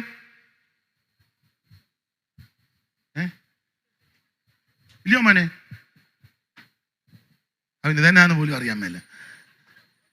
അഭിഷേകം പ്രാപിച്ചോണം. മനസ്സോ? നല്ല നാദമൊക്കെ കേൾപ്പിക്കുന്നുണ്ട്. അഭിഷേകം പ്രാപിച്ചോണം. ഇത് പെന്തിക്കോസുകാരുടെ കുത്തകയല്ല, ദൈവത്തിന്റെ ദാനമാ.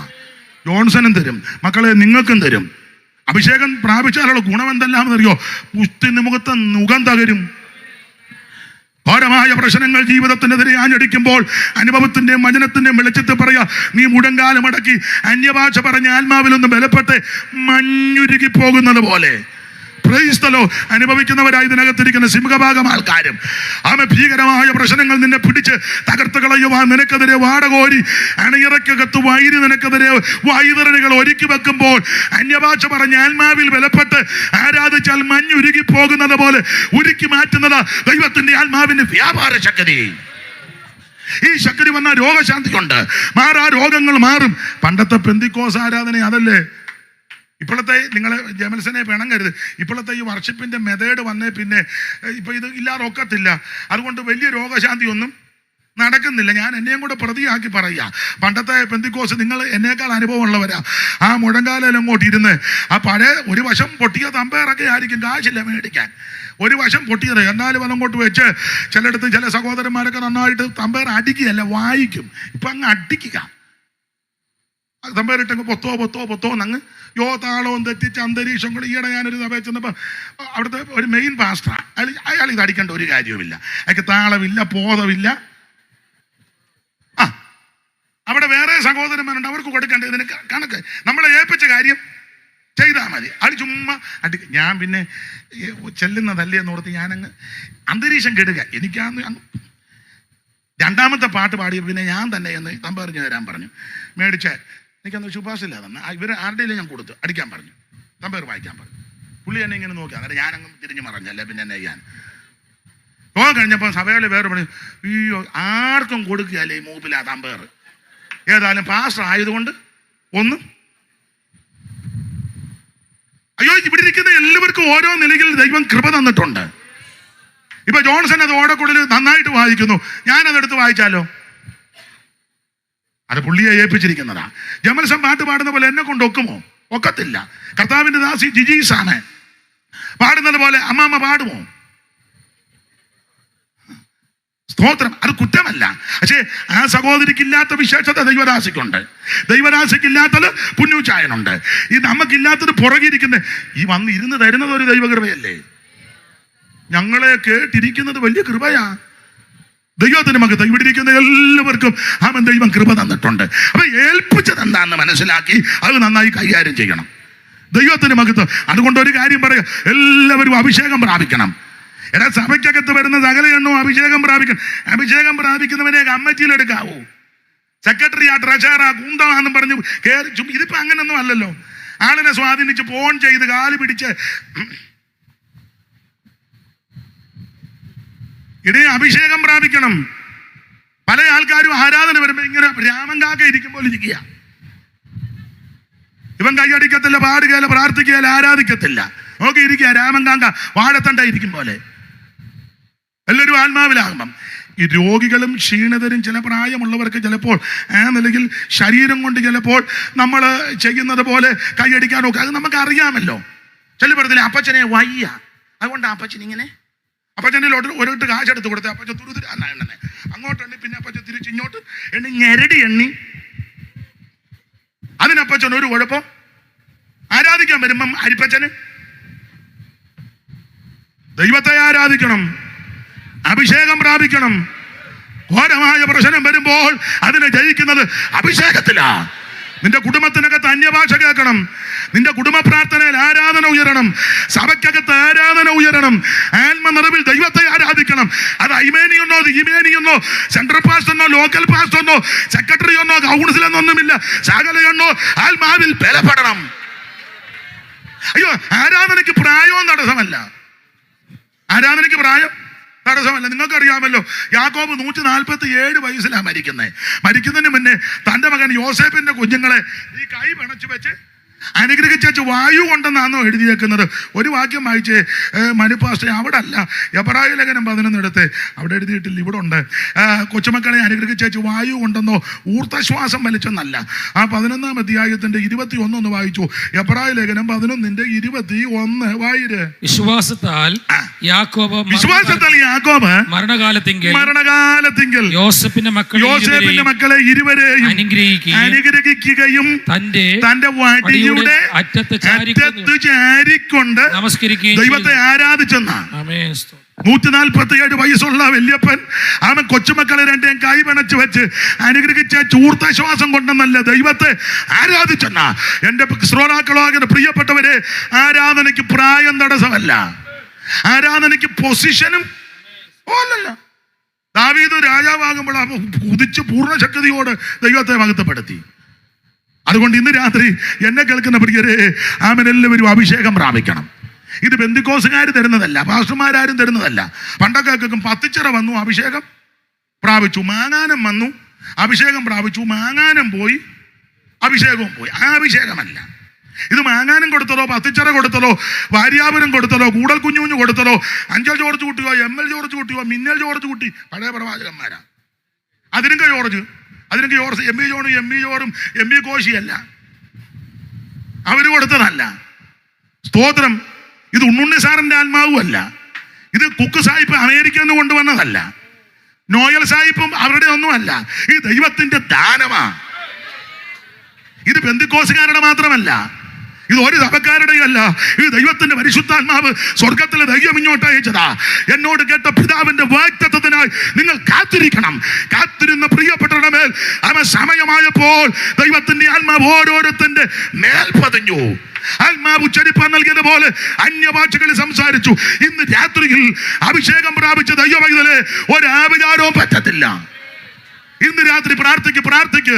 ഇതാരുടെ കുത്തകയല്ല, ദൈവത്തിന്റെ ദാനമാ. നീ ആത്മാർത്ഥമാ ഈ പന്തല് വിട്ടു പോകുന്നതിന് പ്രാർത്ഥിക്ക്. കർത്താവേ, നിന്റെ പരിശുദ്ധാത്മാവിനെ എന്റെ മേൽ പകരണം. നിന്റെ ആത്മാവിനാൽ എന്നെ നടത്തണം. നിന്റെ അഭിഷേകത്താൽ എന്നെ നിറയ്ക്കണം. ഈ അഭിഷേകം രോഗബന്ധനം മാറും. എത്ര ക്യാൻസറുകൾ, ബ്രെയിൻ ട്യൂമറുകൾ, അറ്റാക്ക് വിഷയങ്ങൾ, ഷുഗർ കൂടിയത്, ഏതെല്ലാം മാരക രോഗങ്ങൾ ആരാധനയിലും പ്രാർത്ഥനയിലും അവൻ വിടുതല കിട്ടിയ ദൈവമക്കളാ ഇന്ന് രാത്രി ഇവിടെ ഇരിക്കുന്നത്. ആ സൗഖ്യത്തിന്റെ വ്യാപാര ശക്തി ഇന്ന് രാത്രിയിലും വ്യാപരിക്കുക. Hallelujah, praise the lord. ആ വിചാരം യാക്കോബിന് പറ്റത്തില്ല. അതിന്റെ കാര്യമാണ്: ഒന്ന്, രക്ഷിക്കപ്പെട്ട ദൈവവൈതലിന് ആഭിചാരം പറ്റത്തില്ല. 2, സ്നാനപ്പെട്ട ദൈവവൈതലിന് ആഭിചാരം പറ്റത്തില്ല. 3, തൊട്ടികളിൽ നിന്ന് വെള്ളം ഒഴുകുന്നു ജീവജലത്തിൻ്റെ അഭിഷേകം പ്രാപിച്ച് ദൈവവൈതലിന് ഒരാഭിചാരവും പറ്റത്തില്ല. നമ്മുടെ യോഗമല്ലേ, ഉപദേശ വിഷയങ്ങൾ ഒന്ന് സൂചിപ്പിച്ചു പോകുന്ന നല്ലതാ വചനത്തിൻ്റെ അടിസ്ഥാനത്തിൽ. 4 ആഭിചാരം പറ്റാത്തതിൻ്റെ 4ാമത്തെ കാരണം 23-ാം അധ്യായത്തിൻ്റെ 9, 10 തിരുവെടുത്ത്. ശിലാഗ്രഹങ്ങളിൽ നിന്ന് ഞാൻ അവനെ കാണുന്നു, ഗിരികളിൽ നിന്ന് ഞാൻ അവനെ ദർശിക്കുന്നു. ഇതാ തനിച്ചു പാർക്കുന്ന ജനം ജാതികളുടെ കൂട്ടത്തിൽ എണ്ണപ്പെട്ടിട്ട് എന്ന് പറഞ്ഞാൽ ഒറ്റ വാക്ക് പറഞ്ഞ വേർപാട് പാലിക്കുന്നവരാ. വേർപാട് പാലിക്കുന്ന ദൈവപൈതലിന് ഒരാഭിചാരവും പറ്റത്തില്ല. എല്ലാത്തിനകത്തും ചെന്ന് തലയിടരുത്.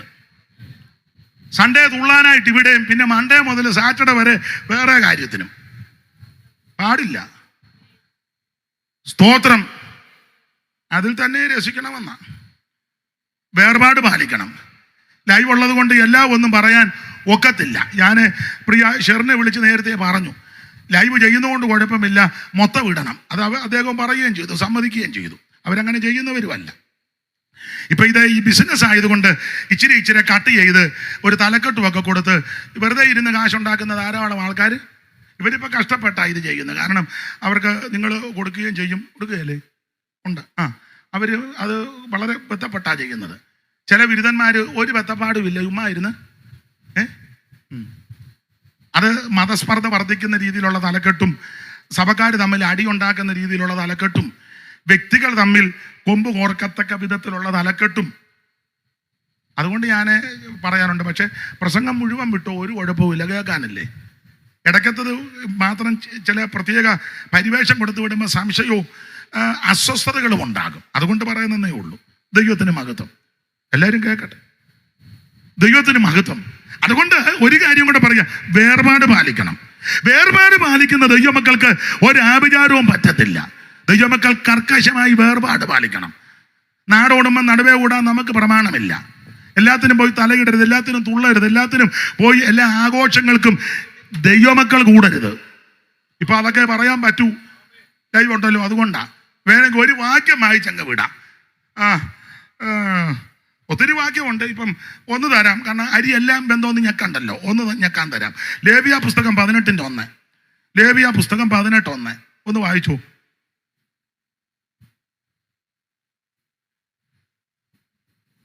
യഹോവ പിന്നെയും മോശയോട് അരുളി ചെയ്തത്, നീ ഇസ്രായേൽ മക്കളോട് പറയേണ്ടത്, എന്തെന്നാ, ഞാൻ നിങ്ങളുടെ ദൈവമായ യഹോവയാകുന്നു. നിങ്ങൾ പാർത്തിരുന്ന മിസ്രയീം ദേശത്തിൽ നിങ്ങൾ പണ്ട് താമസിച്ച സ്ഥലമുണ്ടല്ലോ, മിസ്രയീം. പണ്ടത്തെ ഇടപാട്. നിങ്ങൾ നേരത്തെ താമസിച്ച മിസ്രയീം ദേശത്തിൽ നടപ്പ് പോലെ നിങ്ങൾ നടക്കരുത്. അവിടുത്തെ നടപ്പ് പോലെ ഇതിനകത്ത് വന്ന് നടക്കരുത്. അവിടെ പല രീതിയിലാണ് നടന്നത്. അവിടെ എന്തും ധരിക്കാം, എങ്ങനെ ആടാം പാടാം, അവിടെ എന്തും. അങ്ങനെ പണ്ടൊരു പാട്ടുണ്ടായിരുന്നു ജയമത്സനെ, നമ്മുടെ പാട്ടല്ല, എനിക്കൊന്ന് സിനിമാ പാട്ടാണോ നാടക പാട്ടാണോ, അത് വായിക്കണ്ട, ആടാം പാടാം.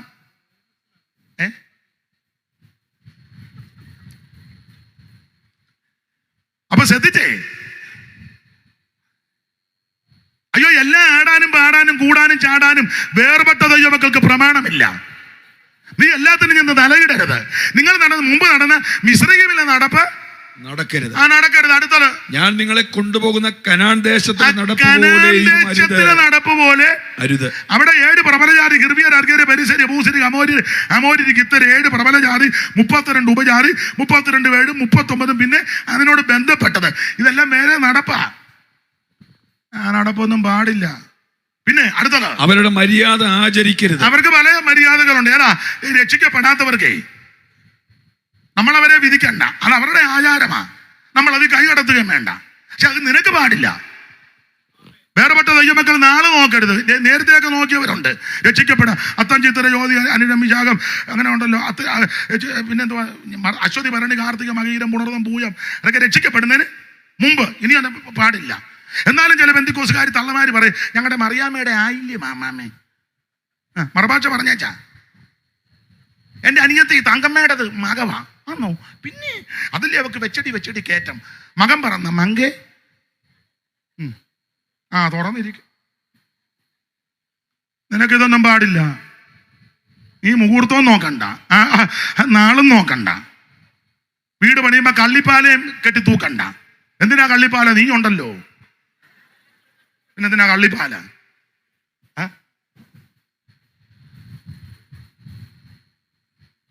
ഇത് ദൈവമക്കൾക്ക് പാടില്ലെന്ന്.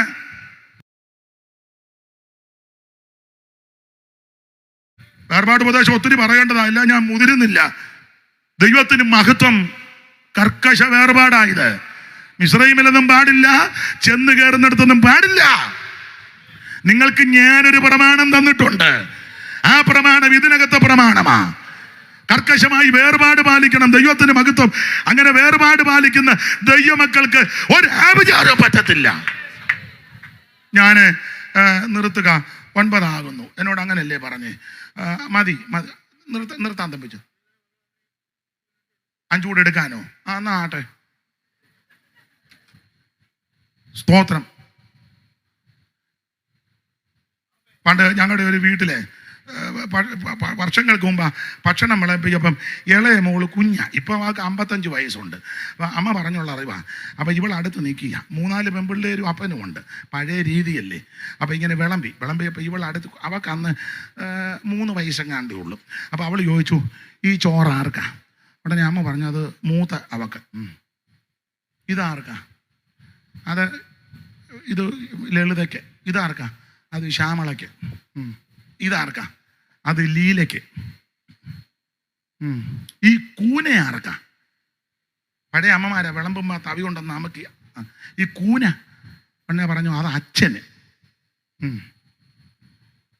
ഈ പിഞ്ഞാണത്തിൽ വെച്ചിരിക്കുന്ന ഇച്ചിരി ആർക്കാ? എന്നെ അമ്മ പറഞ്ഞു, അത് മോന്. എനിക്കോ? നിനക്ക്. എന്നാ ഇച്ചിരിയും കൂടെ എടുത്ത് ആ കൂനയ്ക്ക് കൊടുത്തേക്കാൻ എന്ന് പറഞ്ഞ പോലെ അച്ഛൻ അനുവദിച്ച് കൂനയ്ക്ക് തന്നെ. അതുകൊണ്ട് 5 കൂടെ എടുക്കുക. എന്നെ കേൾക്കുന്ന പ്രിയരെ, ആഭിചാരം പറ്റാതിരിക്കാൻ 1 നീ രക്ഷിക്കപ്പെടണം, 2 സ്നാനപ്പെടണം, 3 അഭിഷേകം പ്രാപിക്കണം, 4 കർക്കശമായ വേർപാട് പാലിക്കണം. ഇത് ഉപദേശ വിഷയമാണ്. എല്ലാത്തിനും ഒരു കണക്കും കാര്യവും ഉണ്ടല്ലോ. അപ്പൊ 5 എന്നുള്ളതൊരു കണക്ക്. 5ാമത്തെ പോയിന്റ് പറയാം. എന്തുവാ? നല്ലതല്ലേ? 5 വരലല്ലയോ കയ്യില്? അപ്പോസ്തലപ്രവൃത്തിയും കൂടെ ചേർത്ത് പ്രാരംഭത്തിൽ 5 പുസ്തകമല്ലേ? ആദ്യം ഒരു 5 പുസ്തകമല്ലേ മോശയുടെ? പഞ്ചഗ്രന്ഥം. 5 ഇന്ദ്രിയങ്ങളുണ്ടല്ലോ ഇല്ലേ? പിന്നെ 5 ഭൂതങ്ങളെന്ന് ഒരു പ്രയോഗമുണ്ട്. അപ്പം ഒരു 5 പോയിന്റ്, കുഴപ്പമില്ലല്ലോ. ആഭിചാരം പറ്റാതിരിക്കാൻ 5ാമത്തെ കാര്യം അതുകൂടെ പറഞ്ഞു നിർത്താൻ നമ്മുടെ സമാപന യോഗമല്ലേ. ആ 24-ാം അധ്യായത്തിന്റെ 17-ാമത്തെ വാക്യം ഒന്ന് വായിച്ചേ. ഞാൻ അവനെ കാണും, ഇപ്പോൾ അല്ല താനും. മതി. യേശു വീണ്ടും വരും. താനിരിക്കും പോലെ. അതാ നമ്മുടെ പ്രത്യാശ. കർത്താവിന്റെ വരവിനായിട്ട് എല്ലാവരും ഒരുങ്ങണം. ഇനി എത്രയും അല്പകാലം കഴിഞ്ഞിട്ട് വരുവാനുള്ളവൻ വരും. തനിക്കായി കാത്തു നിൽക്കുന്ന വിശുദ്ധന്മാരുടെ രക്ഷയ്ക്ക് അവിടുന്ന് പാപം കൂടാതെ രണ്ടാമതും പ്രത്യക്ഷപ്പെട്ട് സ്നേഹിത സുഹൃത്തെ, മാതാവേ, പിതാവേ, മാന്യ പ്രിയപ്പെട്ടവരെ, സമീപവാസികളെ, ശബ്ദപരിധിയിൽ ശ്രദ്ധിക്കുന്ന, ദൂരത്തിരുന്ന് വീക്ഷിക്കുന്ന ബഹുമാന്യരെ, ഇന്ന് രാത്രി ഉറപ്പിച്ചും തറപ്പിച്ചും പറയാ, യേശു വീണ്ടും വരും. എന്തിന്? തിരുസഭയെ ചേർക്കാൻ. ആ തിരുസഭയെ ചേർക്കണമെങ്കിൽ നീ മാനസാന്തരപ്പെട്ട് രക്ഷിക്കപ്പെട്ട് അവൻ സ്നാനപ്പെട്ട് അഭിഷേകം പ്രാപിച്ച് വേർപാട് പാലിച്ച് കൂട്ടായ്മ ആചരിച്ച് അപ്പം നുറുക്കിൽ സംബന്ധിച്ച് പ്രാർത്ഥന കഴിച്ച് അവൻ ദൈവത്തോടും മനുഷ്യരോടും കുറ്റമറ്റ മനസ്സാക്ഷോട് ജീവിച്ച് ഓരോ ദിവസവും മാനസാന്തരപ്പെട്ട് കർത്താവിന്റെ വരവിനായി നോക്കി പാർക്കണം. ആമേൻ. നാം അവനെ കാണും. ചിലർ താമസമെന്ന് വിചാരിക്കുന്നത് പോലെ കർത്താവ് തന്റെ വാഗ്ദത്തം നിവർത്തിപ്പാൻ താമസിക്കുന്നില്ല. ഇന്ന് രാത്രി ആമേൻ, യേശുവിന്റെ വരവിന് നമുക്കൊന്ന് ഒരുങ്ങാം. ആമേൻ, കർത്താവിന്റെ വരവിനായി നമുക്കൊന്ന് ഒരുങ്ങാം. ഒരു വാക്കൊന്ന് പ്രാർത്ഥിക്കുക. എന്റെ ദൈവമേ, അവിടുത്തെ വരവിൽ ഞാൻ കൈവിടപ്പെട്ടു പോകരുത്, എന്നെ തള്ളിക്കളയരുത്, എന്നെ ഉപേക്ഷിക്കരുത്. അവിടുത്തെ വരവിൽ ചേർത്ത് കൊള്ളപ്പെടുവാൻ കൃപ തരണം. എല്ലാവരും അല്പസമയം ഒന്ന് പ്രാർത്ഥിച്ചാട്ടെ. ഓ ദൈവത്തിന്റെ മഹത്വം, ദൈവത്തിന്റെ മഹത്വം. ആ വിചാരം യാക്കോബിന് പറ്റത്തില്ല. കാരണം 1 രക്ഷിക്കപ്പെട്ടവർക്ക്, 2 സ്നാനപ്പെട്ടവർക്ക്, 3 അഭിഷേകം പ്രാപിച്ചവർക്ക്, 4 വേർപാട് പാലിക്കുന്നവർക്ക്, 5 കർത്താവിന്റെ വരവനായി നോക്കി പാർക്കുന്ന വിശുദ്ധന്മാർ. എല്ലാവരും അല്പസമയം ദൈവത്തെ മഹത്വപ്പെടുത്തുക. എല്ലാവരും അല്പസമയം ദൈവത്തെ മഹത്വപ്പെടുത്തുക. ഓ ദൈവത്തിന്റെ മഹത്വം, ദൈവത്തിന്റെ മഹത്വം, ദൈവത്തിന്റെ മഹത്വം. ആ പഴയ പാട്ടിന്റെ 2 ചരണം ഇരുന്നോണ്ട് പാടിയാൽ മതി, എഴുന്നേറ്റ് നിന്ന് പാടണ്ട. എഴുന്നേറ്റ് നിന്ന് പാടിയാൽ ഇറങ്ങിപ്പോകും. അപ്പൊ ഇറങ്ങി പോകുന്നവരെ എനിക്കൊന്ന് കാണാമല്ലോ. ആണ്ടൊരു അമ്മാമ്മ പോകുന്നുണ്ട്, അങ്ങനെ ആരെങ്കിലും പോകുന്നുണ്ട് അവരെ എനിക്ക് കാണുകയും ചെയ്യാം. ആ പരിചയമുള്ളവരാന്നെ പിന്നെ പറയുകയും ചെയ്യാമല്ലോ കണ്ടെന്ന്. അപ്പൊ അതുകൊണ്ട് ഇരുന്നുകൊണ്ട് അങ്ങ് പാടാൻ കൈയടിച്ച് എല്ലാവരും ചേർന്ന് പാടിയാട്ടെ. കാത്തിരിക്കും വിശുദ്ധരെല്ലാം കടികനെ പോലെ ഗമിക്കും, ആമേൻ. കാത്തിരിക്കും വിശുദ്ധരെ കൈയടിച്ച് കഴുകനെ പോലെ ഗമിക്കും. ഓ മധ്യാകാശമണിയറയിൽ കൈയടിച്ച് ചേർന്ന് കാന്തനുമായി വേളി ചെയ്യുവാൻ, മധ്യാകാശമണിയറയിൽ കാന്തനുമായി വേളി ചെയ്യുവാനാമേനേശുവിന്റെ കൈയടിച്ച് ചേർന്ന് ആശ്രയമവനിലത്രേ യേശുവിന്റെ അടിസ്ഥാനം. യേശുവിന്റെ നാമത്തിൽ വിടുതൽ, വിടുതൽ, വിടുതൽ. ഇന്ന് രാത്രി രോഗശാന്തി, വിടുതലുകൾ, ദൈവശക്തി. അവൻ എന്നെ വഴി നടത്തും, ഓ അലയാതെ മരുഭൂമിയിൽ.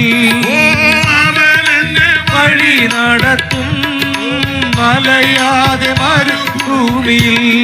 ഓ എന്റെ പ്രിയൻ അതിസുന്ദരൻ, ഓ അതിസുന്ദരൻ. എല്ലാവരും ചേർന്ന് കൈയടിച്ച് ഉയർപ്പിച്ചവൻ, ഓ പാപികളെ വീണ്ടെടുത്തവൻ. ലാസറിനെ ഉയർപ്പിച്ചവൻ, ഓ പാപികളെ വീണ്ടെടുത്തവൻ.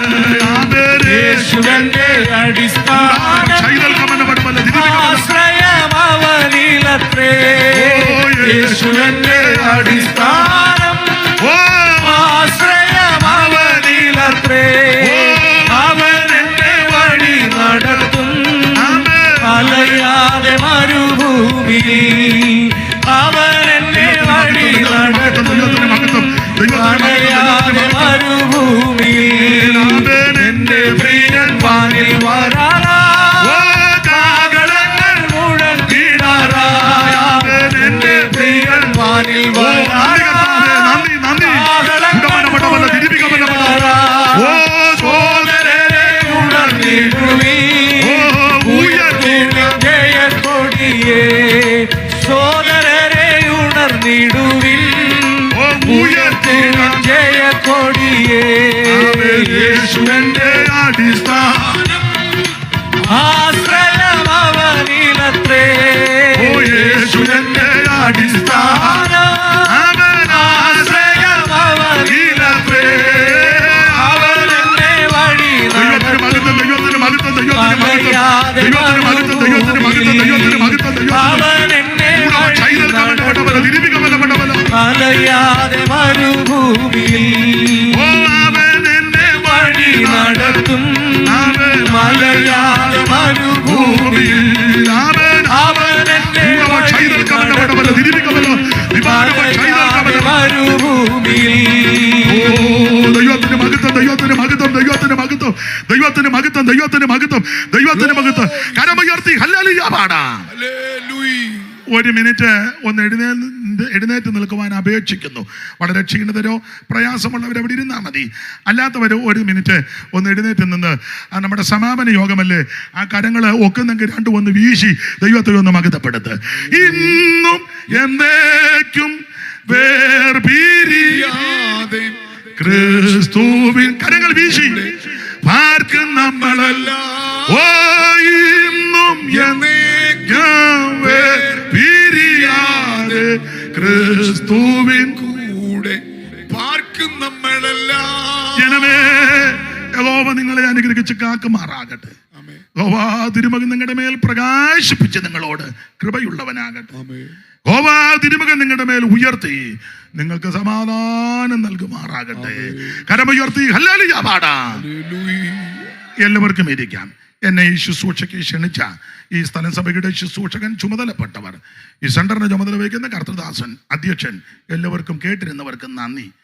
ഒരപേക്ഷ മുമ്പേ ഓർപ്പിച്ചതുപോലെ, തമ്പിച്ചാൻ ഓർപ്പിച്ച പോലെ പോരാട്ടങ്ങളാ, എങ്കിലും പ്രാർത്ഥിക്കേണ്ടിയിരിക്കുന്നു. ഈ ദൈവത്തിൻ്റെ മഹാകൃപ കൊണ്ട് ഈ നവംബർ മാസം എല്ലാ ദിവസവും, ഡിസംബർ എല്ലാ ദിവസവും, ജാനുവരി എല്ലാ ദിവസവും, കുമ്പനാട് കൺവെൻഷൻ്റെ ചില ദിവസം ഒഴിച്ച് ഫെബ്രുവരി എല്ലാ ദിവസവും കൺവെൻഷനുകൾ, യോഗങ്ങളും ഉണ്ട്. പകൽ യോഗവും വൈകിട്ട് കൺവെൻഷനും ഒക്കെ ഉണ്ട്. ഓർപ്പിച്ചത് പ്രോഗ്രാം കേൾപ്പിക്കാൻ പറഞ്ഞതിൽ നിങ്ങളുടെ വിലപ്പെട്ട പ്രാർത്ഥന എല്ലാവരും ഓർക്കുമ്പം, കുടുംബ പ്രാർത്ഥനയിലും രഹസ്യ പ്രാർത്ഥനയൊക്കെ ഓർക്കുമ്പം, എളിയവനെയും ശുശ്രൂഷകളെയും കുടുംബത്തെയും, തിരുവല്ലയിൽ ഒരു ചെറിയ കൂട്ടായ്മയുണ്ട്, കൂട്ടായ്മകളൊക്കെ ഓർത്ത് പ്രാർത്ഥിക്കണമെന്ന് എല്ലാ മാതാക്കളോടും പിതാക്കന്മാരോടും കുഞ്ഞുങ്ങളോടും നിങ്ങളും എനിക്ക് വേണ്ടി പ്രാർത്ഥിക്കണം. എല്ലാവരും ഇങ്ങോട്ട് നോക്കാൻ, അമ്മ ഓയിൽ എനിക്ക് വേണ്ടി പ്രാർത്ഥിക്കണം.